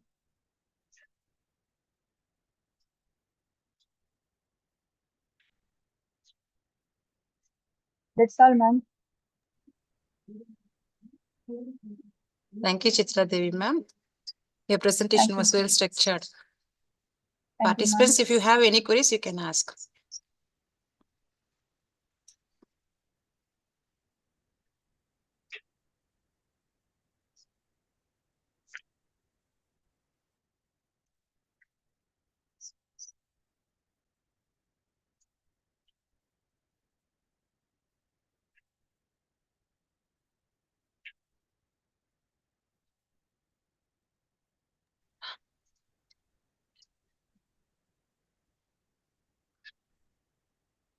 Next, I call Ms. P. Jayanti ma'am to begin her presentation.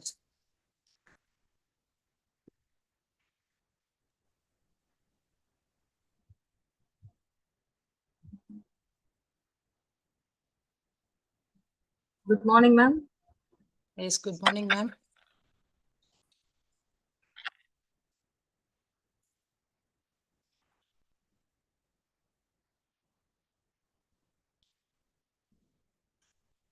This is Jayanti from Wales University.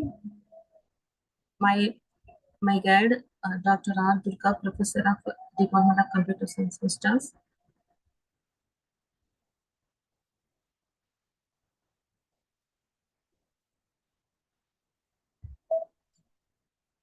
My topic, ensemble learning based children's food product promote and health benefits classification using clustering feature analysis with MPG boosting method. Abstract, evaluate the food source for the availability of baby foods and examine their nutritional content based on health benefits. Ensemble learning to solve the problem and then improve predictive performance. And the previous method, they showed low accuracy. Jayanti ma'am, excuse me, Jayanti ma'am. Yes, ma'am. Kindly press F5 for full screen view.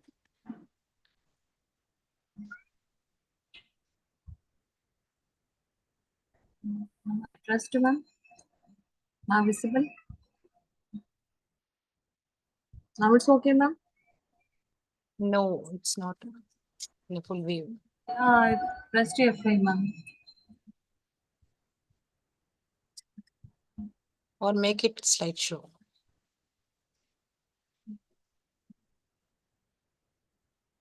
It's okay, ma'am. Ma'am, it's clear. It's okay, you can proceed. Yes, now we can see. Visible, ma'am? Yes, visible. You can proceed. Ma'am? Yes, visible. Okay. Proceed. Ensemble learning is used to solve problem and improve predictive performance showed low accuracy. Previous method had a show low accuracy and then suggesting poor intake, taking longer to predict the kids' health benefits product for digital promotion. My main motive is to resolve these issues. So propose an ensemble learning model sequential ranking clustering feature analysis with Maybay's gradient boost techniques. These are having 3 stages, ma'am. First stage is a preparation stage. It's a normalization to clean and reduce the null values in the data set. Then next step to the use sequential ranking clustering feature analysis is to use the maximum feature weights using subset features for the best threshold margin features and maximum feature values using food nutrient. And then third phase, we have to do for the stratified k-fold validation method for complete data, which is separated into k-set of nearly identical size. And then NBGB based categorization phase is used to forecast nutrient quality and recommend for food children that incorporate health advantages. This matrix, the NGP is prediction result that takes into account accuracy, precision, recall, F1 score, error rate, and temporal complexity. This matrix use confusion matrix evaluation, which is superior to earlier method. Introduction, nutrients are essential for children's and adolescent growth, development, health, and well-being. Nutrients are vital for children's and adolescent growth, development, and overall well-being. However, globally, children's diet often lack quality. While parents play a key role in shaping their children's eating habits, engaging them in nutrient promotion can be challenging. Poor eating patterns established in childhood may persist into adult, leading to health risks. In the years, many children and adolescents do not meet national nutrition standards with increased snacking, soft drink consumptions, and poor dietary habits. Childhood obesity is a significant public health issue. with 15% of US teenagers overweight. Many also face cardiovascular risk and increasing prevalence of type 2 diabetes. Digital intervention show promise for promoting health, nutrition, but best practicing are neither malnutrition driven by a lack of essential nutrient is particular severe in low-income countries, with the children being most affected according to the World Hunger Index. 2.5 billion Indians suffer from the inadequate nutrition. These are my process. First, we have to collect the nutrient data sets from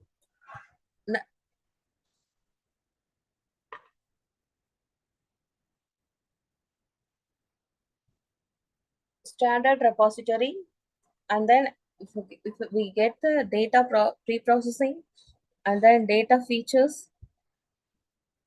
Next, we proposed a model use naive-Bayes gradient boost sequential rank cluster feature analysis to predict children nutrient intake. The mixed model employs combinatorial learning with weight training data, creating a robust prediction model. Key contributions include forecasting nutritional health status by analyzing product, ingredient, and child-specific factor. The sequential ranked cluster feature analysis, minimizing a ranking loss, enhanced feature selection, and ensemble algorithm improve accuracy by integrating nutrient and health data. Stratified K-fold validation ensures balanced class distribution across training and validation. Ensemble learning reduces time and cost by leveraging existing data for predictions. My related works: congenital muscular torticollis is a pediatric neuromuscular disorder causing neck muscle weakness and postural issues with the neck electromyography aiding in nutrient verification in children. The SFNN model uses neural networks to analyze e-commerce sales, highlighting the need for insight into digital transformation impact on green productivity. Consumer electronics products are crucial. Jayanti ma'am. Yes, ma'am. Sorry for interruption. Your time is getting over. Next participants are waiting. Kindly conclude. I'll give you 1 more minute. Okay. Result and discussion. This section analyzes the outcomes of various strategies from various algorithms evaluating their performance in different scenarios with varying constraints. The approaches are tested using the nutrient data collection, which conclude diverse nutrient item classes in digital marketing. Performance is measured across different parameters, providing a comprehensive assessment. These are the sensitive analysis. And then accuracy, how I will score the accuracy. I attained 91.7% better sensitivity performance is achieved with the help of SPN squared approaches. Thank you. Thank you, ma'am. These are my reference. Thank you, Jayanti ma'am. Yeah. Your expertise in this field is truly impressive and inspiring. Okay, thank you. Your presentation was informative. Okay, thank you. Thank you. Next, I call Ms. Suganya ma'am to begin her presentation.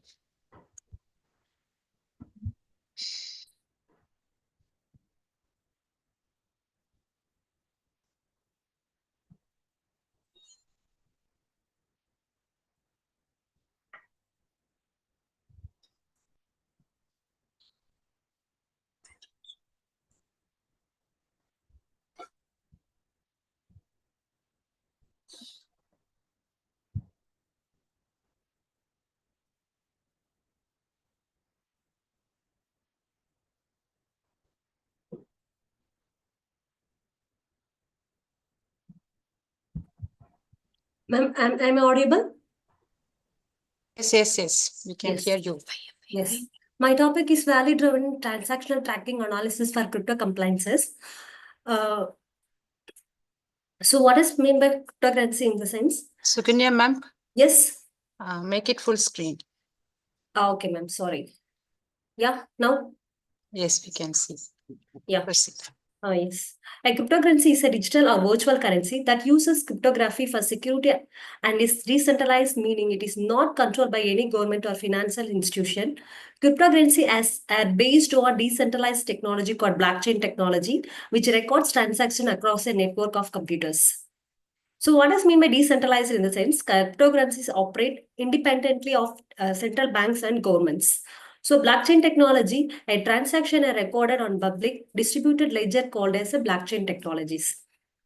So here, a cryptocurrency have become a hub for illicit activities, including money laundering and terrorist financing. This paper includes a machine-based approach, value-driven transactional tracking analysis for crypto compliances fact to detect a crypto transaction while blockchain networks. So VAC combines machine learning algorithm with pre-training normalization model training and de-anonymization process. This system provides a 97.5% more accuracy with the existing systems. So what are all the cryptographic compliance in the sense? The major thing is money laundering. So money laundering is the one of the cryptocurrencies theft. Cryptocurrencies are widely used in criminal activity for money laundering, fraud, theft, and carrying out of dark web deals such as drug tracking, weapon sales, and the sales of stolen personal information. So tracking these criminals also is difficult. So how they are hacking in the sense they are using tactics like pushing. So to identifying the transaction is somewhat difficult by using these techniques. They make business or create fake investment opportunities to using this theft. Blockchain vulnerabilities and security measures, hacking methods, what methods they are using in the sense, attackers acquire unauthorized access to digital wallets by using techniques like pushing, which involves deceiving users into surrounding personal data and by exploiting followers in smart contracts or alternating blockchain protocols. They for designing a cryptocurrency, we are using one blockchain protocols. The hackers will use another blockchain protocols to accessing our cryptocurrency. So it is difficult to identify the thefts. The dark web transactions, the dark web reowned by the activities often cryptocurrencies are accessing by using this web transactions. Security risk, the here we are providing decentralized methods, so that's what the cryptocurrency hackers may accessing the web. They can access the systems. Challenges in cryptocurrencies. There are few challenges: anonymity, proving guilt, lack of regulations. Anonymity, they are using the different kind of nature to address might discuss the actual names of the individual involved. Might it more challenges to address money laundering. So if any persons accessing the system in the sense to proving them also very difficult. Lack of regulations. And worldwide, we are using a different kind of regulation to monitoring this. So avoiding this, we have to follow some rules and regulations. Machine learning is role in AML. So what is the role in machine learning in the sense? Automation, improved accuracy, and enhanced efficiencies.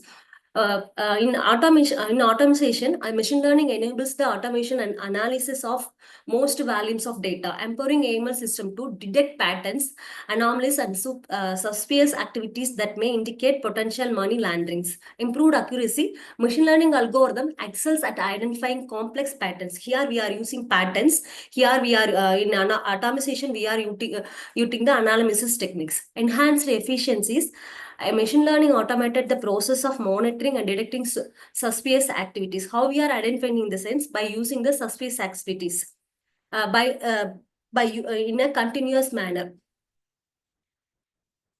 Enhancing AML programs with machine learning, reduce positives, continuous monitoring, adapt to evolving techniques.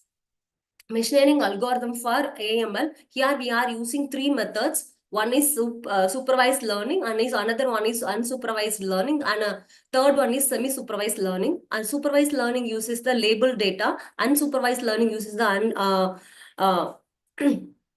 not labeled data. Here, semi-supervised learning uses both the supervised and unsupervised data. Machine learning techniques is AML. Here we are using three techniques: networking modeling, clustering, and deep learning. So here how we are using the networking modeling in the sense, networking model focus on uncovering relationship among entities or nodes. Clustering used to identify natural grouping with large data sets. Deep learning involves the uses of artificial natural networks with multiple layers to analyze and extract features from complex data sets. Adoption of machine learning in AML, growing recognition. Over 80% of heads of AML and financial crime from major North American banks have become adopting these solutions. By using this adoption of machine learning, we can overcome these problems. Significant investments, financial institutions are investing substantial resources in compliance and risk. Conclusion: VTA, this systems provides the major role in the AML. By using this system, we can avoid this kind of thefts. Thank you, ma'am. Any queries?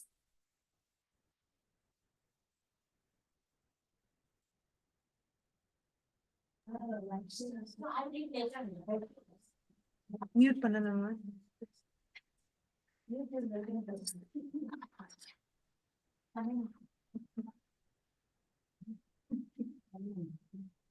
Hello, ma'am.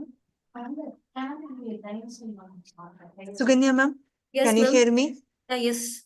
Your presentation was informative, ma'am. Yes. Thank you. And I have another question is, you have proposed algorithm, VTech algorithm to detect and track, no, ma'am? Yes. It's a long time challenge in this cryptocurrency. Yes, Have ma'am. you We had a long developed time cryptocurrency. Wherever we are providing the blockchain technologies, the hackers providing some other technology to hacking it. So we having a continuous monitoring, then only we can overcome these problems. Okay, okay, ma'am. Have you developed the algorithm or in the starting stage? I'm under the study, ma'am. Under the study. Okay, thank you, ma'am. Yes, thank you. Thank you for authentic delivery, Suganya, ma'am. Yes, ma'am. Thank you. Next, I call Ms. KB Susha to begin her presentation.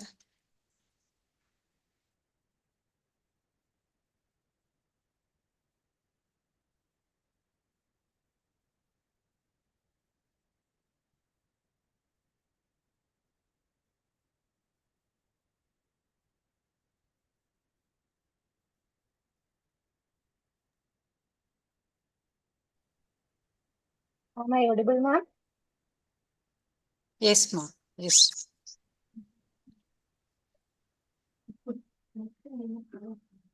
My presentation is okay. Yes, it is weak.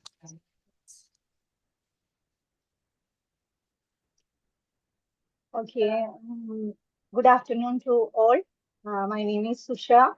I'm a research scholar in Vistas, Chennai. Now I want to present my paper in cybersecurity in IoT devices and their risk in connected world.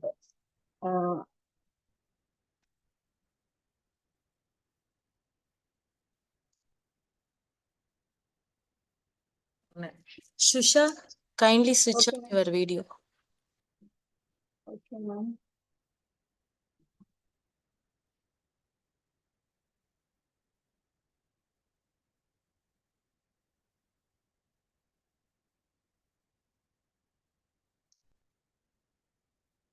Ma'am, I can't switch on my video. Let's now. It's okay, ma. You continue. Okay, ma'am. First of all, I introduced the IoT. IoT stands for the Internet of Things. These things can be anything from the every world household like items like refrigerators, complex industrial machines, or medical equipments. The key idea behind IoT is that these devices can collect data, communicate with each other, and sometimes even make decisions based on that data without the human intervention. For example of IoT devices are smart home devices like light and security cameras that can be controlled remotely and may even learn users' preferences. And another one is wearable devices like fitness trackers that can be monitor health metrics and synchronize that data to your smartphone or healthcare providers. And next, I want to discuss about some security, cyber security needs in IoT devices. First of all, the increased attacks on the surface of the IoT devices. Next one is sensitive data exposure is one of the reasons for cyber security in IoT. And next one is lack of standard security and device vulnerabilities, critical infrastructure risk. These are the things for reason for cyber security important in IoT devices. And next, I want to discuss about some security challenges in IoT devices. First of all, lack of standardization. Different manufacturers use inconsistent security protocols that increase vulnerabilities. And next one is insecure device communication. And next one is lack of regular updates and patches, data privacy risk, and some physical security problems, and limited computational resources, and some attacks like botnet and distributed denial of services. And another one is man in the middle attacks. These are the some security challenges in front of IoT devices. And next, I want to discuss about the solutions. I mean, the solutions that we want in the IoT security. First one is device authentication and authorization. To implement a strong authentication mechanism such as multi-factor authentication and public key infrastructure and digital certificates for all devices and users. This ensures that only authorized devices and users can connect and communicate with the IoT networks. Benefit of this is prevent unauthorized access to IoT devices and sensitive data. And another solution for security is end-to-end encryption that protects sensitive data and prevent unauthorized access. And another one is firmware and software updates. That means update firmware and software on IoT devices that patch non-vulnerabilities. And another one is network segmentation. That means segregate IoT devices from critical or sensitive system by using virtual LANs or firewall to isolate IoT traffic from business critical applications. Another one is behavior analytic and anomaly detection. Analyze and detect the anomalies is one of the solution for IoT security. And next, we discuss about some best practices for IoT security. First one is change and default password. Susha, ma'am. Okay. Kindly Yes, conclude. Okay, ma'am. Best practices is for use multi-layered security, monitor IoT devices continuously, implement strong data privacy practices are some practices. And another one is future trends in IoT. Future trends use AI and machine learning for threat detection, recognize pattern and detect anomalies faster as traditional methods. Next one is blockchain for device authentication and data integrity. Blockchain technology is increasingly being considered for securing IoT devices for authentication, data integrity. Zero trust architecture. Zero trust architecture will become more common in IoT security focusing on verifying every device's users and connections. And another one is edge computing security that uses some communication protocols and for anomaly detection and reducing latency. And another one is 5G network security that some 5G security protocols will become critical to ensure IoT devices and services remain protected in high-speed environment. Next one is privacy enhancing technology, that means PEDs. These allow IoT devices to collect and process data while preserving user privacy. And another one is AI-powered privacy monitoring. This monitor privacy of IoT devices and identify the potential risk and ensuring the compliance with the privacy laws. These are all about the ma'am. Thank you. Thank you, ma'am. Yes, thank you. Thank you, Shaman. Your presentation was enlightful. Next, I call Ms. Grija to start her presentation.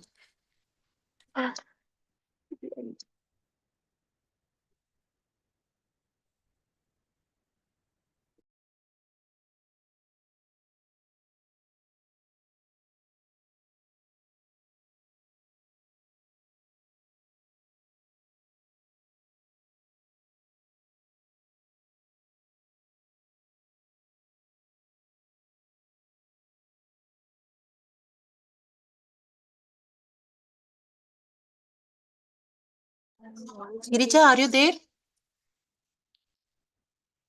Girija?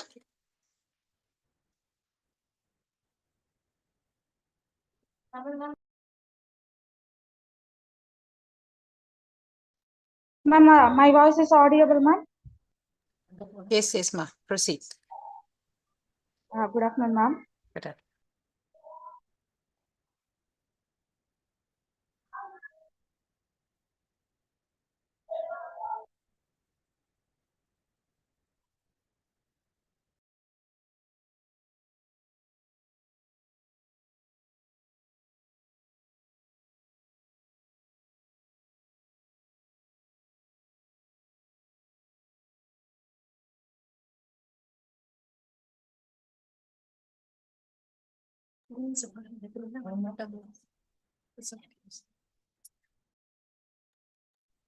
Mama. Yes, ma'am.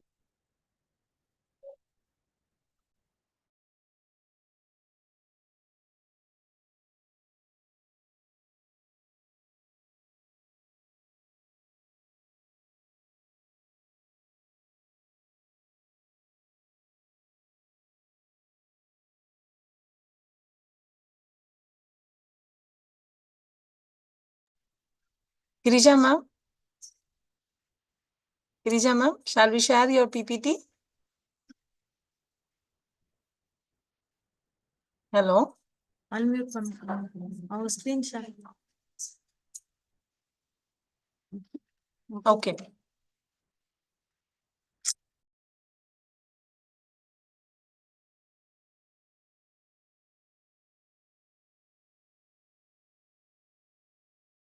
Share. Hello? Ma'am, can you unmute? Are you able to unmute?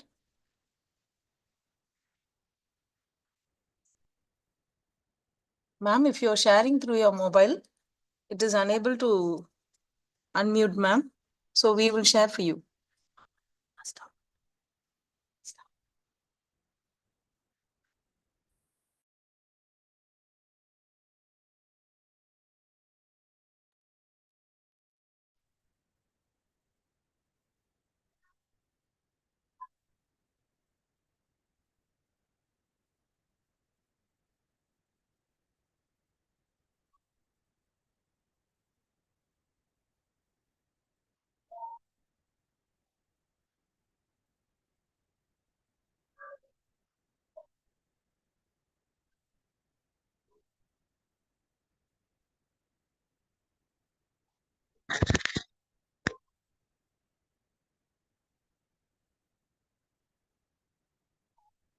Okay, thank you, ma'am.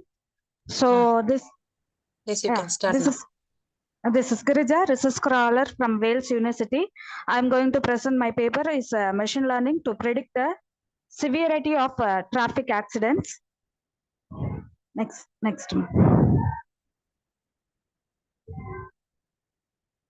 So outline of the paper, abstract, introduction, existing system, data collection, proposed system, conclusion, and future enhancement. Next. Abstract. Nowadays, the accident severities occurred mostly. We have to avoid these things.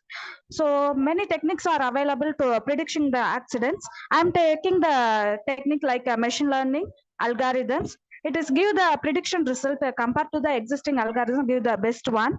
I'm taking the characteristic like traffic design, traffic volume, and size, speed, and then many other factors I'm taking to conclude the traffic accident predictions. Next, ma.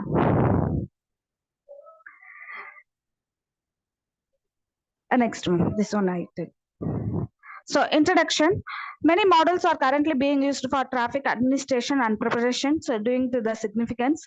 The data model complexity and ethical issues of the personal data and the main obstacle to use the machine learning and data analysis for forecast the severity of accidents. Next one. There are road security represent the enormous public health issues in today's society. The road accidents can damage the world economic, the expenses incurred emerging the nations due to this. Next one. In the existing system, predicting crashes is efficient and precise way and significantly improve the safety for everyone and lower financial costs. Due to the complicated questions of crashes, it involves the time dynamic connection, spatial correlation, and external impacts to in road relevant device information. It is difficult to anticipate the crashes while driving. Next one. I'm collecting the data from the Google website. There are 32 features and 12,316 accident records are collected. I'm applying to this data in the many ML approaches to classification in order to determine the primary reasons of the event. Next one. These are the factors. For example, type of the vehicle like automobile, public transport, lorry, taxi, and then road surface conditions, dry, wet, damp, snow, flood over, then light condition, daylight, dark night, and then darkness, light, then weather condition like raining, cloudy, snow, windy, sex of the driver, male, female, unknown persons, and then age of the driver 18 to 30, 31 to 50, under 18, over 51, and then driving experience is below 10 years, 5 to 10 years, 2 to 5 years, and no licensed persons, and then below 1 year. And then accident severity, I have to divide the three category like slight injury, serious injury, and fatal injury. These are the proposed method. Data analysis and pre-processing technique will be applied. After that, giving to the data into a model. Then after that, training will be applied. After that, we have to include the algorithms. Finally, get the interface, the result. Next. Next one. In the ML models, the data analysis and pre-processing techniques will be applied. In the pre-processing techniques, in the sense that we have to avoid the duplicate data, unwanted data, and the missed data, and then we have to normalize the data from one database to another database. These are the techniques will be applied in pre-processing. The model was trained using the dataset allow the assessment of the model precision, making the accurate prediction. The 80% data will be used for training and 20% data will be applied to the testing purpose. Next one. These are the algorithm I'm taking from the machine learning, decision tree, random forest, KNN, that is K nearest neighbor algorithms, Navier Bayes algorithm, and then adaptive boost. These are the sample screen after applied to the data set in the machine learning algorithms. For example, the traffic previous. For example, I'm applying to the weather conditions. The three severity predictions are preferred. One slight injurious, one slight heavy, and then mid of the injurious data. Next. These are the results getting from the algorithms. For a decision tree getting the 83% of accuracy and then loss value is 0.244. Random forest 77.4%, nearest neighbor 82.2%, Navius bias 85.3%, and finally getting the adaptive boost classifier is getting the 86.5%. These are the best one compared to the existing all algorithms. Next. In this conclusion, machine learning has a potential predicting intensity upcoming the traffic events, the enormous implication for the field of traffic safety and management. Thank you. Next one. In this future enhancement, I'm collecting only for the existing data. In the future, we have to conclude the real-time data. It is best for prediction the accident severity. And the next one is adaptation advanced method like deep learning algorithms. Then next thing is data sources. I'm getting only 12,316 data. If you are collecting more data, it will give the more predicting accuracy result compared to the existing one. Thank you.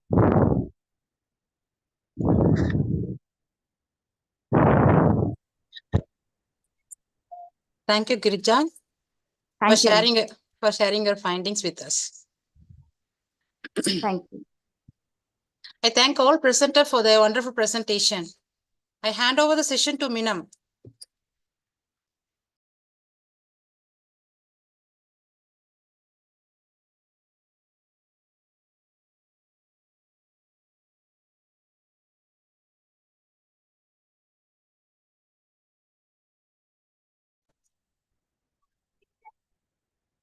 Happy afternoon, everyone. Science and everyday life cannot and should not be separated. It is for everyone. It belongs to people and it should be accessible to all and for the future also. Respected Principal Ma'am, esteemed guests, dignitaries, speakers, and participants, it is my pleasure to welcome you all to the valedictory session of International Conference on Transformative and Inclusive Science for Sustainable Future. We had the privilege of listening to insightful keynote speeches, engaging oral and thought-provoking presentation in the morning session, and we have witnessed the exchange of ideas, the forging of new collaboration, and the birth of innovative solutions. Now, it's our great pleasure to welcome our esteemed guest of honor, Dr. Doreen Robin Ma'am, to the valedictory program of our conference. We are deeply honored that you could join us today to celebrate the success of our conference. Your presence is a testament to your commitment to the advancement of knowledge and education. And I would like to invite Mr. Samuel Kirubakaran sir, Deputy Head of Computer Science, to give an introduction about our guest of honor.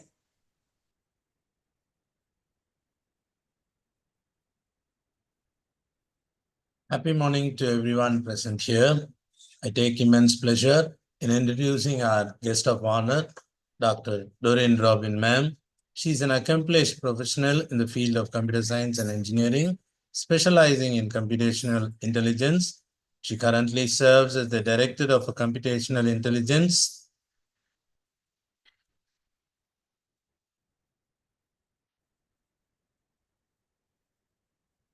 on the Research Foundation and has 8 companies registered under the Ministry of Corporate Affairs, Government of India, certified as both of a 12A and NGO development entity. Ma'am has done her BTech in Information Technology from University of Madras, Chennai, ME and Doctorate in Computer Science and Engineering from Anna University, Chennai. Her research interests span various domains within computer science and engineering, including parallel and distributed computing, peer-to-peer computing, grid computing, cloud computing, and big data analytics. Ma'am has held significant positions in academia, in research, and she's the professor and head at Loyola ICAM College of Engineering and Technology, Department of IT. Ma'am has held various positions and professions in computer science department, and she has contributed extensively to the academic literature with around 30 papers published in international and national journals and conferences, and a life member of the Indian Society for Technical Education, and serves as a reviewer for prestigious journals such as Computer and Electrical Engineering Journal and Future Generation Computer Science. She has conducted 400 and more workshops and training programs on various cutting-edge topics, including digital classroom technologies, big data analytics, data science, machine learning. Notably, ma'am has held the training of over 300 faculty members on business analytics and fintechs as a part of the non-Mudalvan upskilling program in 2023. Additionally, she contributes to the academic community as a member of several board of studies in communities, including those at SRM, Vallayamai College, Jerusalem College of Engineering, Dr. MGR Educational and Research Institute University, Sri Sairam Engineering College, and Etraj College. Ma'am has an interest in data science, AI, cybersecurity, and DevOps methodologies. At last, I thank ma'am for her valuable contribution towards us on her busy schedule. Once again, I thank each and everyone. Thank you.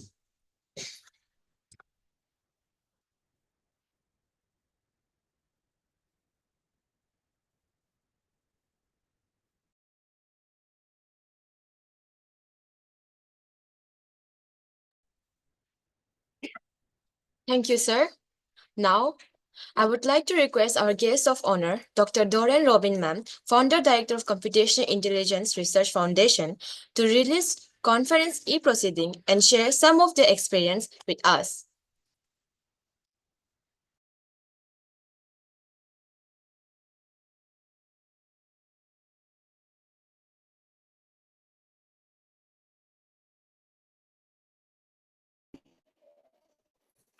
Good afternoon, everyone.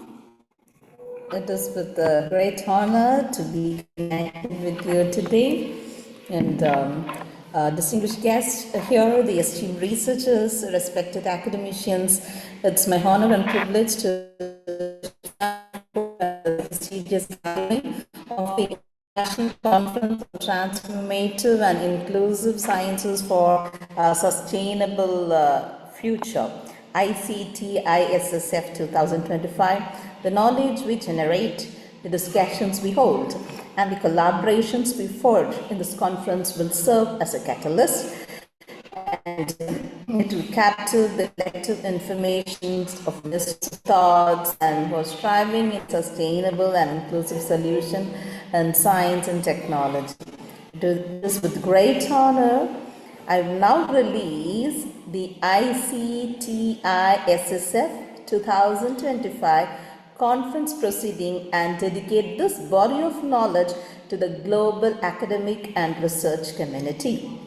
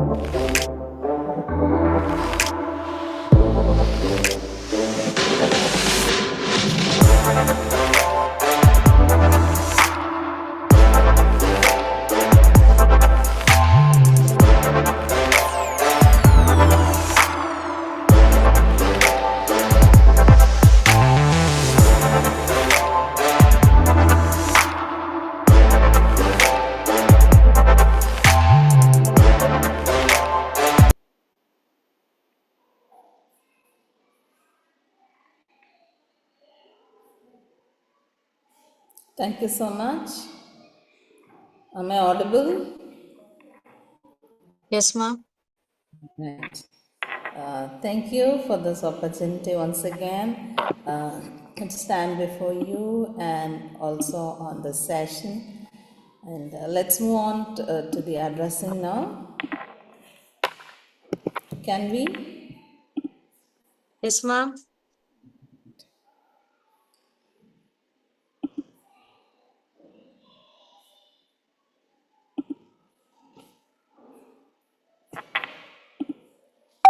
Is my screen seen? Yes, ma'am. Screen is visible.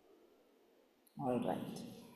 So I hope we are almost nearing 100 participants here, and we have people from different. I was also listening to few of your papers, right? The few of your papers that you were sharing it with us. All right. I would like to thank once again Vidyasagar Women's College Chengalpattu for having invited me as a keynote speaker on the international conference on transformative and inclusive science for a sustainable future. The session that we are going to see today is called Innovation Through Analytics, Driving Business Intelligence for a Sustainable Future. All right. All right. So I want the participants to answer on the chat. All right. What will replace the question mark? What will replace the question mark?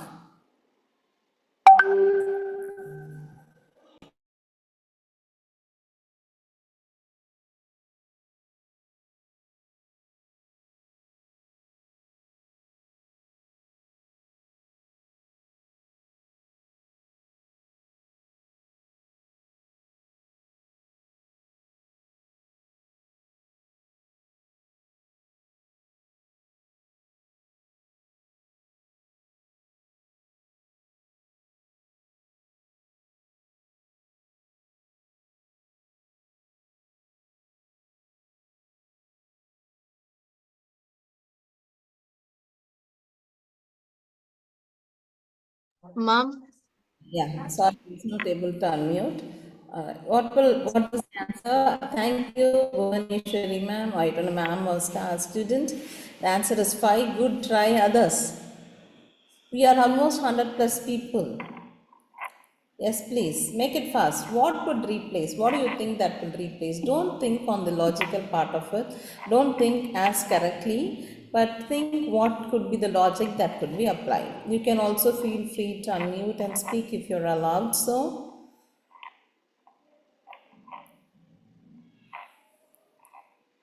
Yes, please. Nobody's going to try, or you're all there? 0. Right answer, Jansi Rani ma'am. I don't know, ma'am, a student. A big round of applause to Jansi Rani. Alright, 3 plus 1 is 3 and 6 plus 2 is generally 8, right? But here I'm giving it to you 2. The logic behind is 6 2s are 12. What is on the ones place? It's 2. 4 6 are 24. What's on the ones place? 4. 7 6. And what's on the ones place? It's 2. 5 4s are 20. And the right answer is given by Jansi Rani. And answer is 0.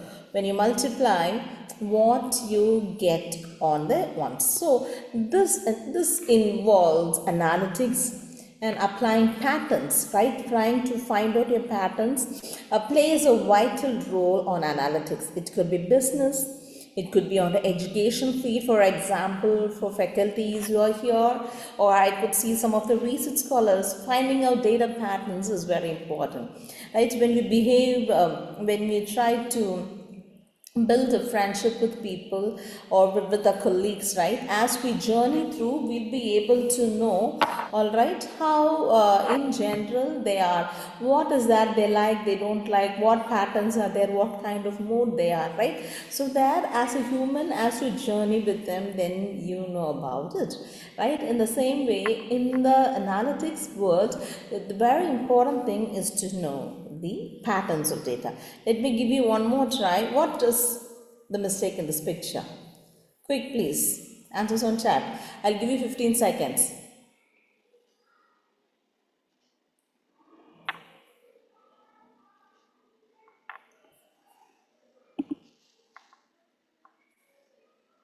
Is my screen seen? Is my screen seen? Yes, ma'am. Able Screen to- is visible.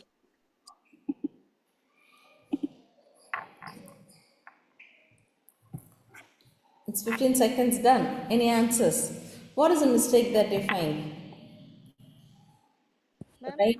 Yes. Yes, please. Somebody unmuted, please. Yeah. Yes.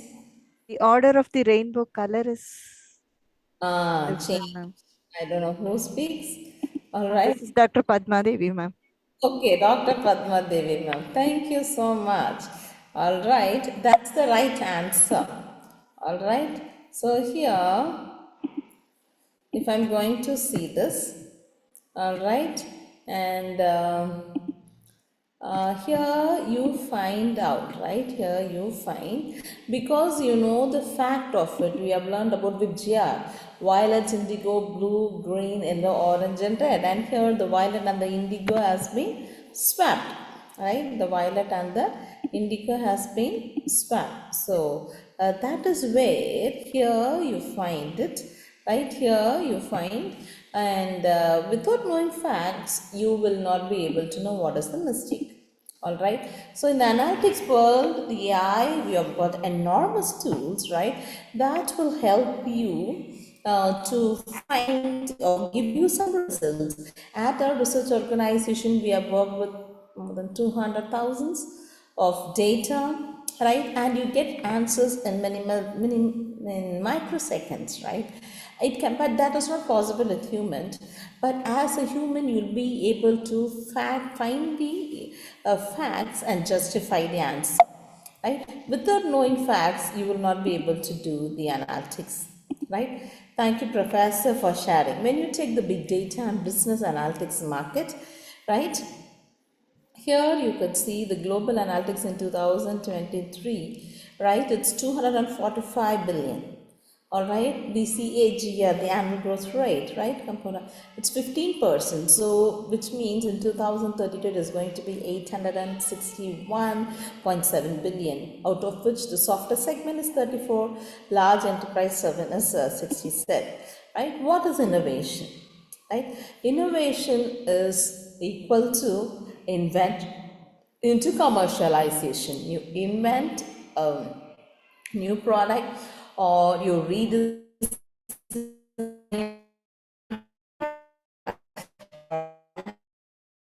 your commercialization, and therein you'll be able to see to it, all right, whether it is that is called as innovation, right? Innovation is invention multiplied by commercialization.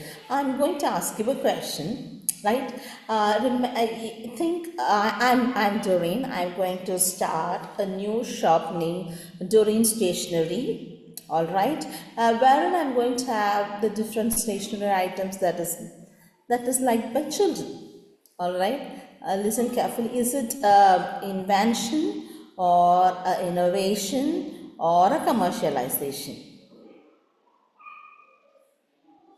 Is it in? I'm going to start a new stationery shop named as Doreen Stationery. Thank you for us.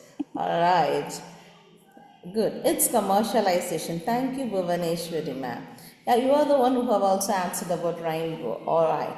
Yes, it's only commercialization. I'm not improvising, right? I'm just going to replicate, and it's into the market.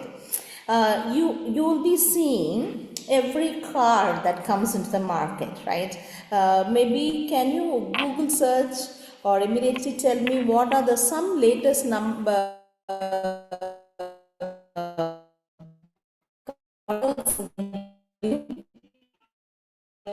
or Audi or Jaguar, at least two. Yes, please. Yes, please. What are the BMW car models? All right. Say for example, I'm going to say the different BMW models that you see here could be all electric, right, or i4, or each has got its own numbers, right? Each has got its own numbers. So when you, yeah, I am too. Thank you for us, the active girl. All right. And here, if you could see to it, there is a change in their design. There is change on their design. Yes, there is change on their design that they see to it, right? So here, if you could see, right, they change the design, right? Once they change the design only, we could tell it the new model. That's an innovation. Even if you get a new pen, the next model of the pen has got a difference on their design patterns and then commercialize it. That is called as innovation, right? That is called as innovation. Is it clear? You try to redesign or invent something new, all right, and then you commercialize it on the market, then it is called as innovation. Is it clear?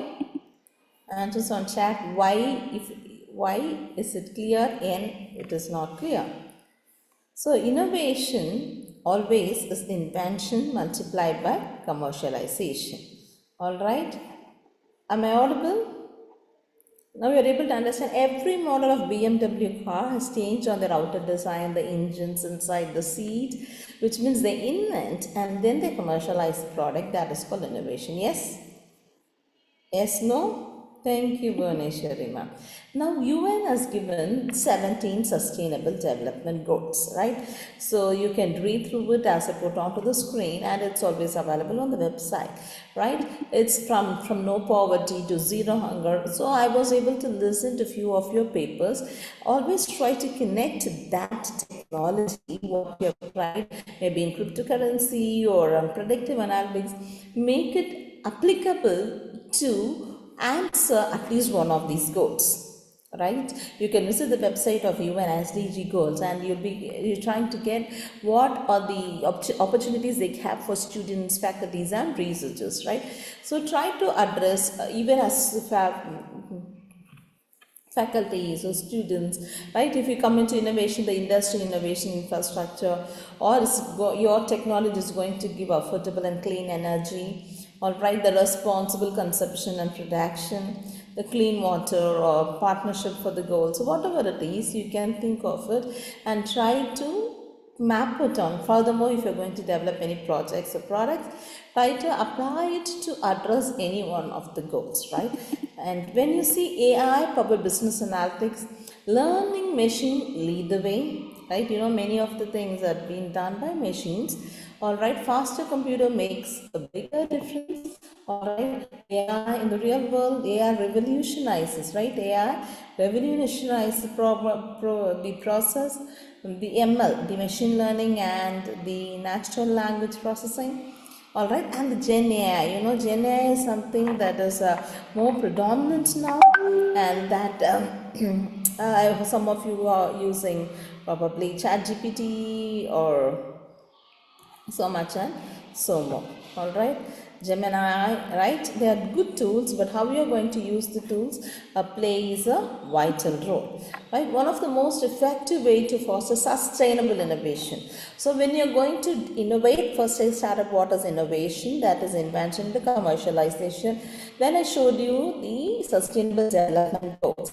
When you're going to develop a product, all right, it should be sustainable, that addresses one of the SDG goals. It should be an innovation. Commercialization plays a vital role by leveraging AI-driven analytics. This combination of advanced technology enables right from small business to unlock valuable insights. Say, for example, my company CIRF, that's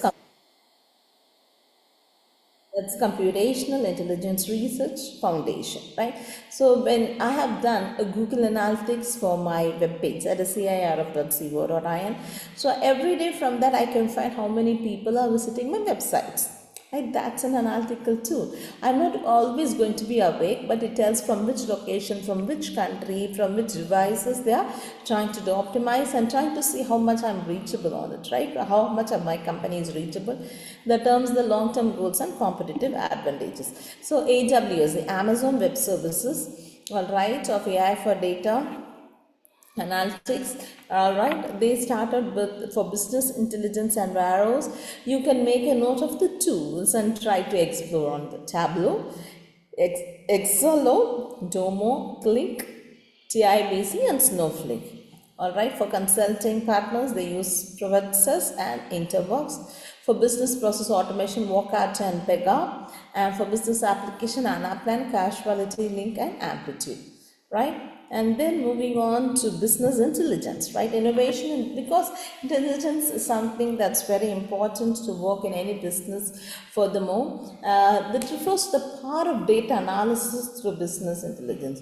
From today morning till now, how many of you have used different applications in your mobile that uses internet? Can you put onto the chat, please? Quick. This will be my acknowledgement how many of you are listening to the session. What are the apps that you've used from today morning till now that uses internet?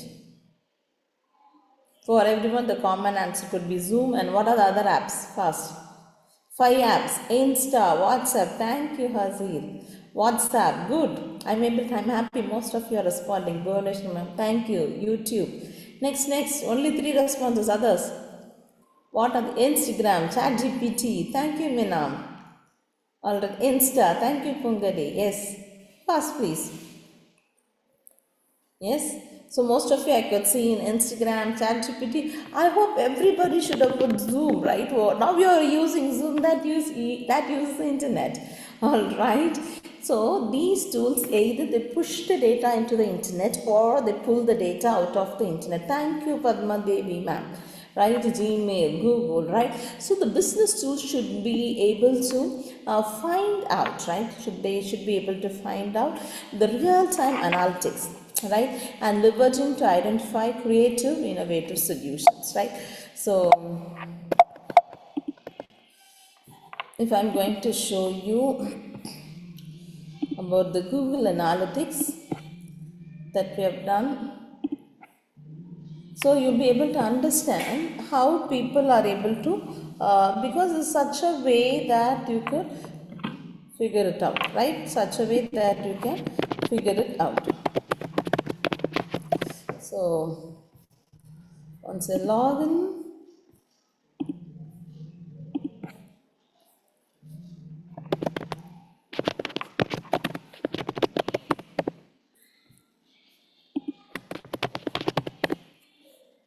all right.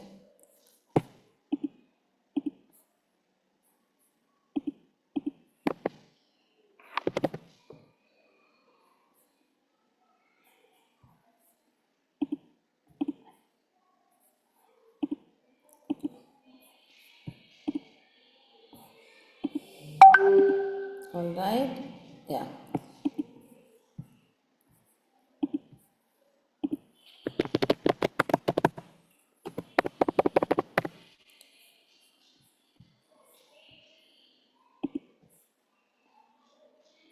I don't know, some errors we are getting into it.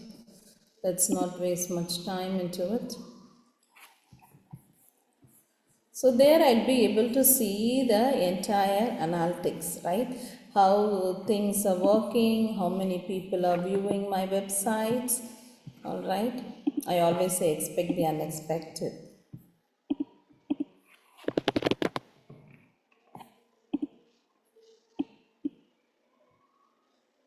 Let me try once.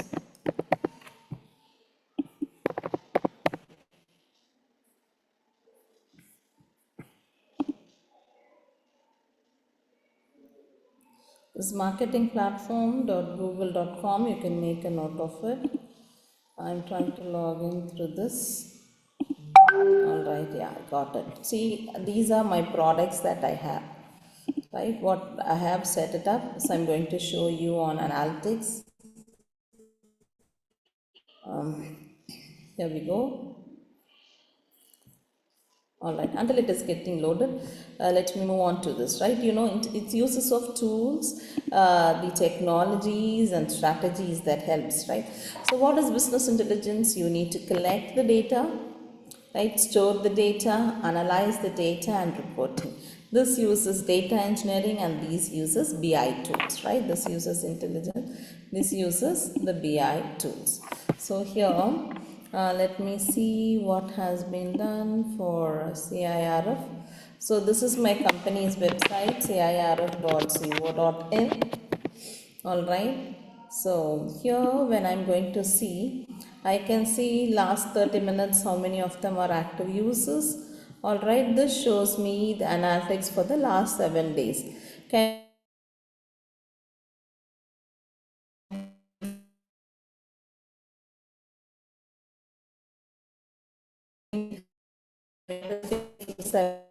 it's 10 people, or is 168 somewhere here in Sweden one. All right. So here we try to figure out, right, how many people have paid this is the report. This is for last 20 days, right? Can you see it is the snapshot last 20 days, and also I get my insights, right? Right.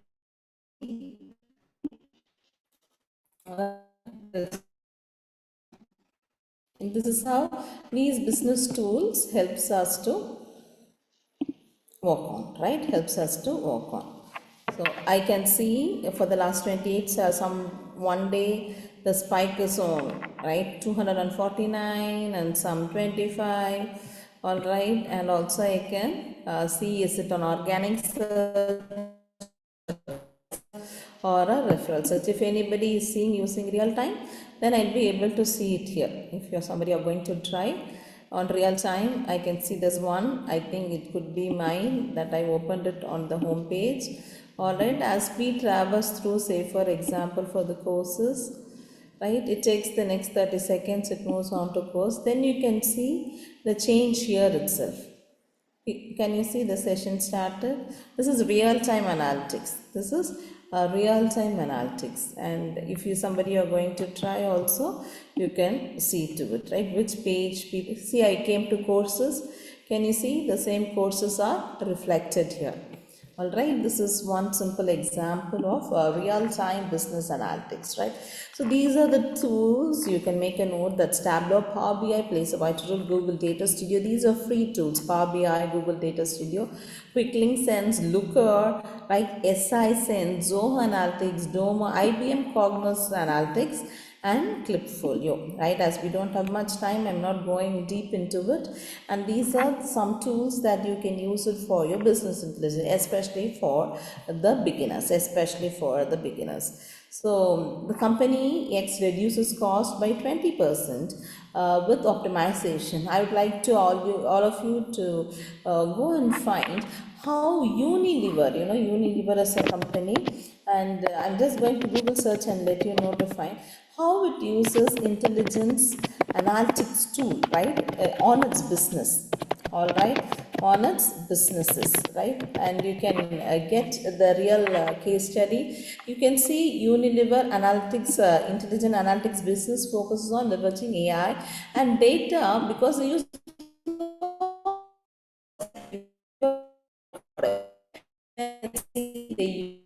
product development, customer interaction, supply chain management. You can see to drive innovation. What is innovation? Invention multiplied by commercialization to increase their efficiency and achieve sustainable growth. Able to see to it. This is such a good case study. Like, the internet is available. They use AI powered personalization for the beauty brands, right? For supply chain, right? For leading to cost saving, digital transformation. They're fully into cloud-based system, right? And have a responsible AI. They have got a framework where they have to use AI, or how to use it. And the innovation hub, they have got an innovation hub. See, this is what, can you see? You are able to connect the innovation, the sustainable development goals, the intelligence, the business analytics, and data analytics. This is such a good case study that I want you to show, right? Unilever AI Horizon Lab. This is a lab, they're just using it for their cutting edge AI applications alone, right? So they started in the year 2023, and you see later on it, right? If you go on to their websites, that you'll be able to see too, right? So Unilever is such a good example that leverages AI, innovation, sustainable development goals. All right, so this is one such best example I could give you today, how Unilever is using in their market, right from production to supply chain management and personalization of their beauty products. All right, and Uber has got a different analytics that they'll be able to see to it. All right, at one graph, this you can develop either using Google Data Studio or Power BI. Those are two simple tools, right? The same dashboard you can generate it, right? You'll be able to generate it. All right, any questions? I know my time was very limited today. All right, any questions? So this is from the source integration, how do you get your data, and then how you transform and clean. Step 3 is data modeling and aggregation. Step 4, how you visualize it. I showed you an example of Uber and sales. And KPI, the key performance indicators and the metrics, the contextual analysis and insights, the predictive analytics and forecasting is 7.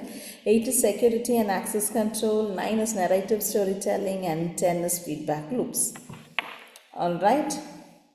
Any doubts in today's, do you have any questions? Any questions? Any questions? I know you still have presenters to present it. All right. Thank you so much for this opportunity. You can make a note of my connections, and then for any further information you can get connected. Thank you all. Over to the organizers. You can scan this code and share your review about this session. Was it informative? Or any questions? Feel free to ask. Thank you, ma'am. Thank you, ma'am. Welcome. Thank you for your valuable presentation, ma'am.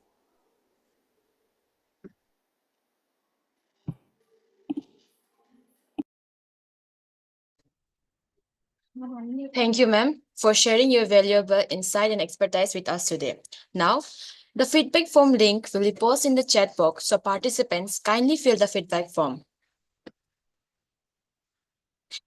As we bid farewell to this conference, I would like to express my heartfelt gratitude to each and every one of you for your participation, enthusiasm, and dedication to the advancement of science and technology. As we come to the close of this conference, I would like to take a moment to reflect on the incredible journey we have shared for the past few hours. I would like to invite the participants to come forward and share their feedback.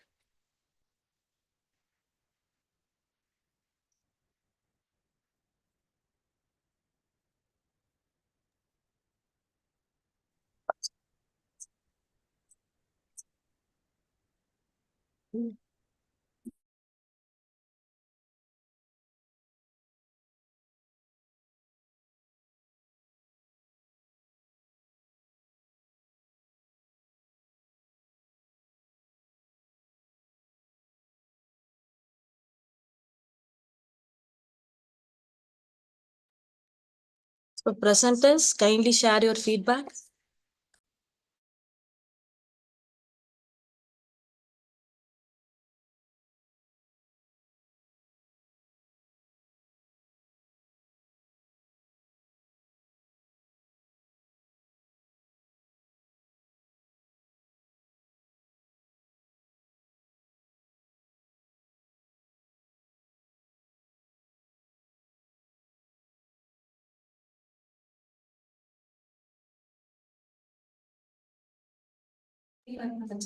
So I need a oral feedback from presenters. Kindly share your feedback.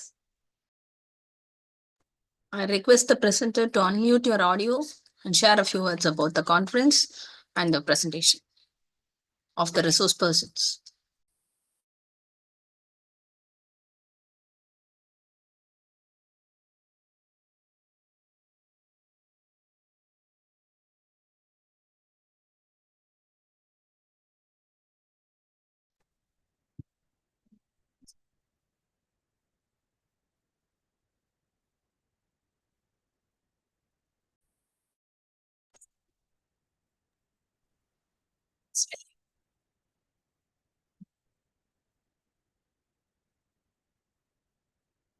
Done.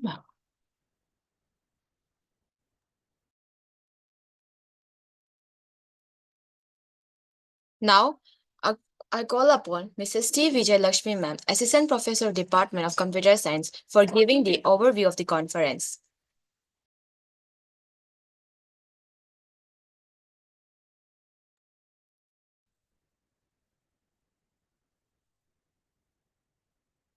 Happy afternoon to the esteemed guest and fellow participants. This is Vijay Lakshmi, Assistant Professor, Department of Computer Science. As we come to the end of conference, I would like to take a moment to reflect on the incredible journey we have shared today. Over the past 4 hours, we had the privilege of listening to insightful keynote speeches and informative presentations. Here, I would like to share with more gratitude that 200 and above of research scholars, faculties, students, and industrialists were registered. 70 and above papers were published in the e-proceedings. Today, 46 presenters have presented their research papers, through which we have explored the latest advancements, trends, and challenges in science field. Participants and presenters, feedback link shared in chat box. So kindly fill it. Paper published author, co-author will receive e-proceedings link within a week.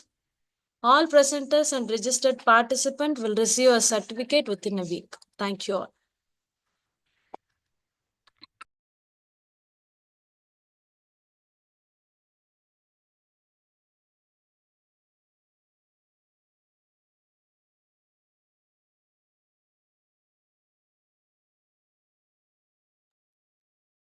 Thank you, ma'am.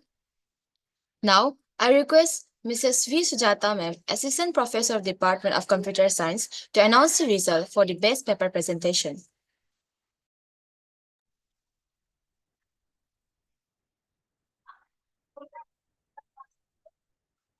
Happy afternoon to all. I'm Sujata, Assistant Professor, Department of Computer Science. Congratulations to all the presenters on their exceptional research work, innovative ideas, and excellent delivery of the PPT. We extend our gratitude to all the presenters for spending your valuable time with us. Your participation has made the event resounding success. And now we are delighted to announce the Best Presentation Award. The winners are, one sec. I would like to share it.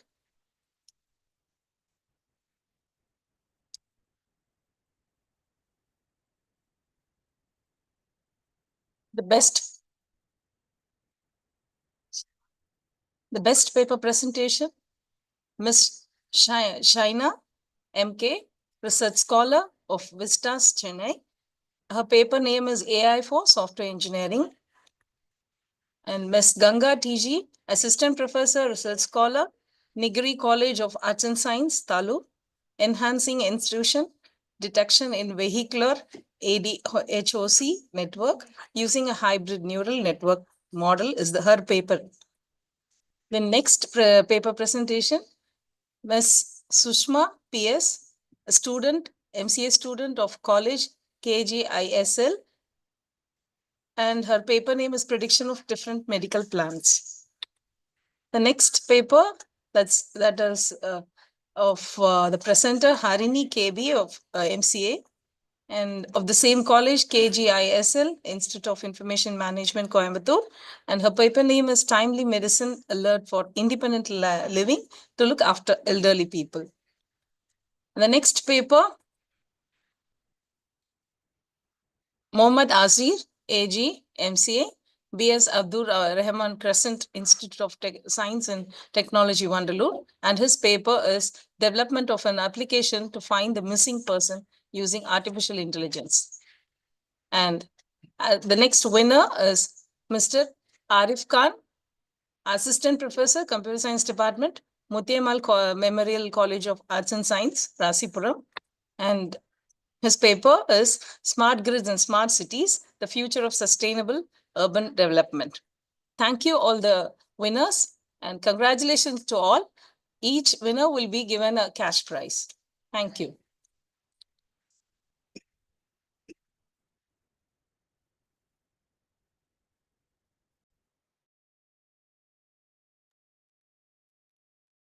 Thank you, ma'am. Congratulations to them for your outstanding achievement. Now, I would like to call Mrs. B. Kalpana ma'am, HOD of Mathematics, to deliver the thanking note.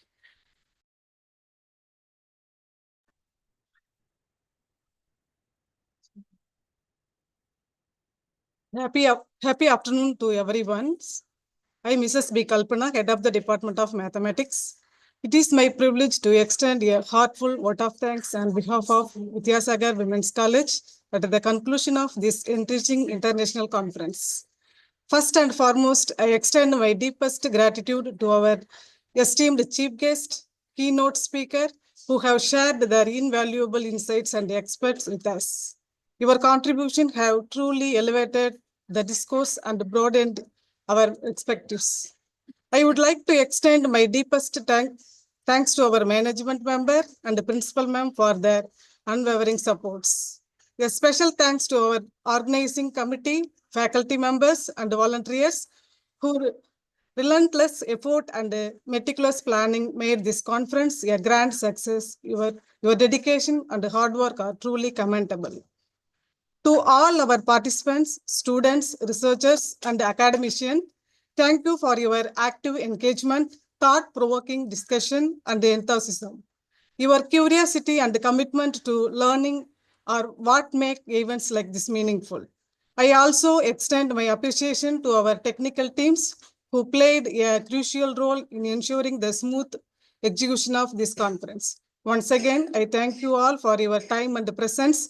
May your knowledge shared today inspiring future research, collaboration, and innovation. Wishing you all a great day. Thank you.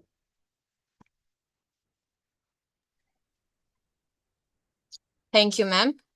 Before concluding the session, let us all join for the national anthem.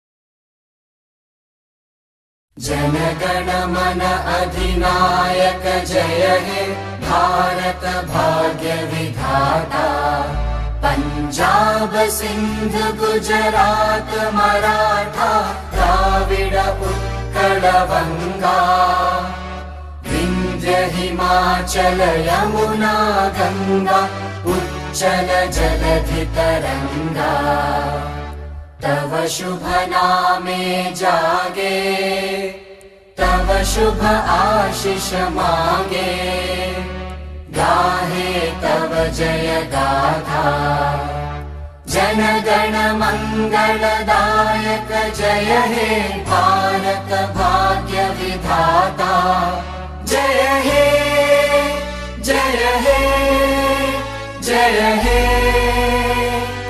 जय जय जय जय हे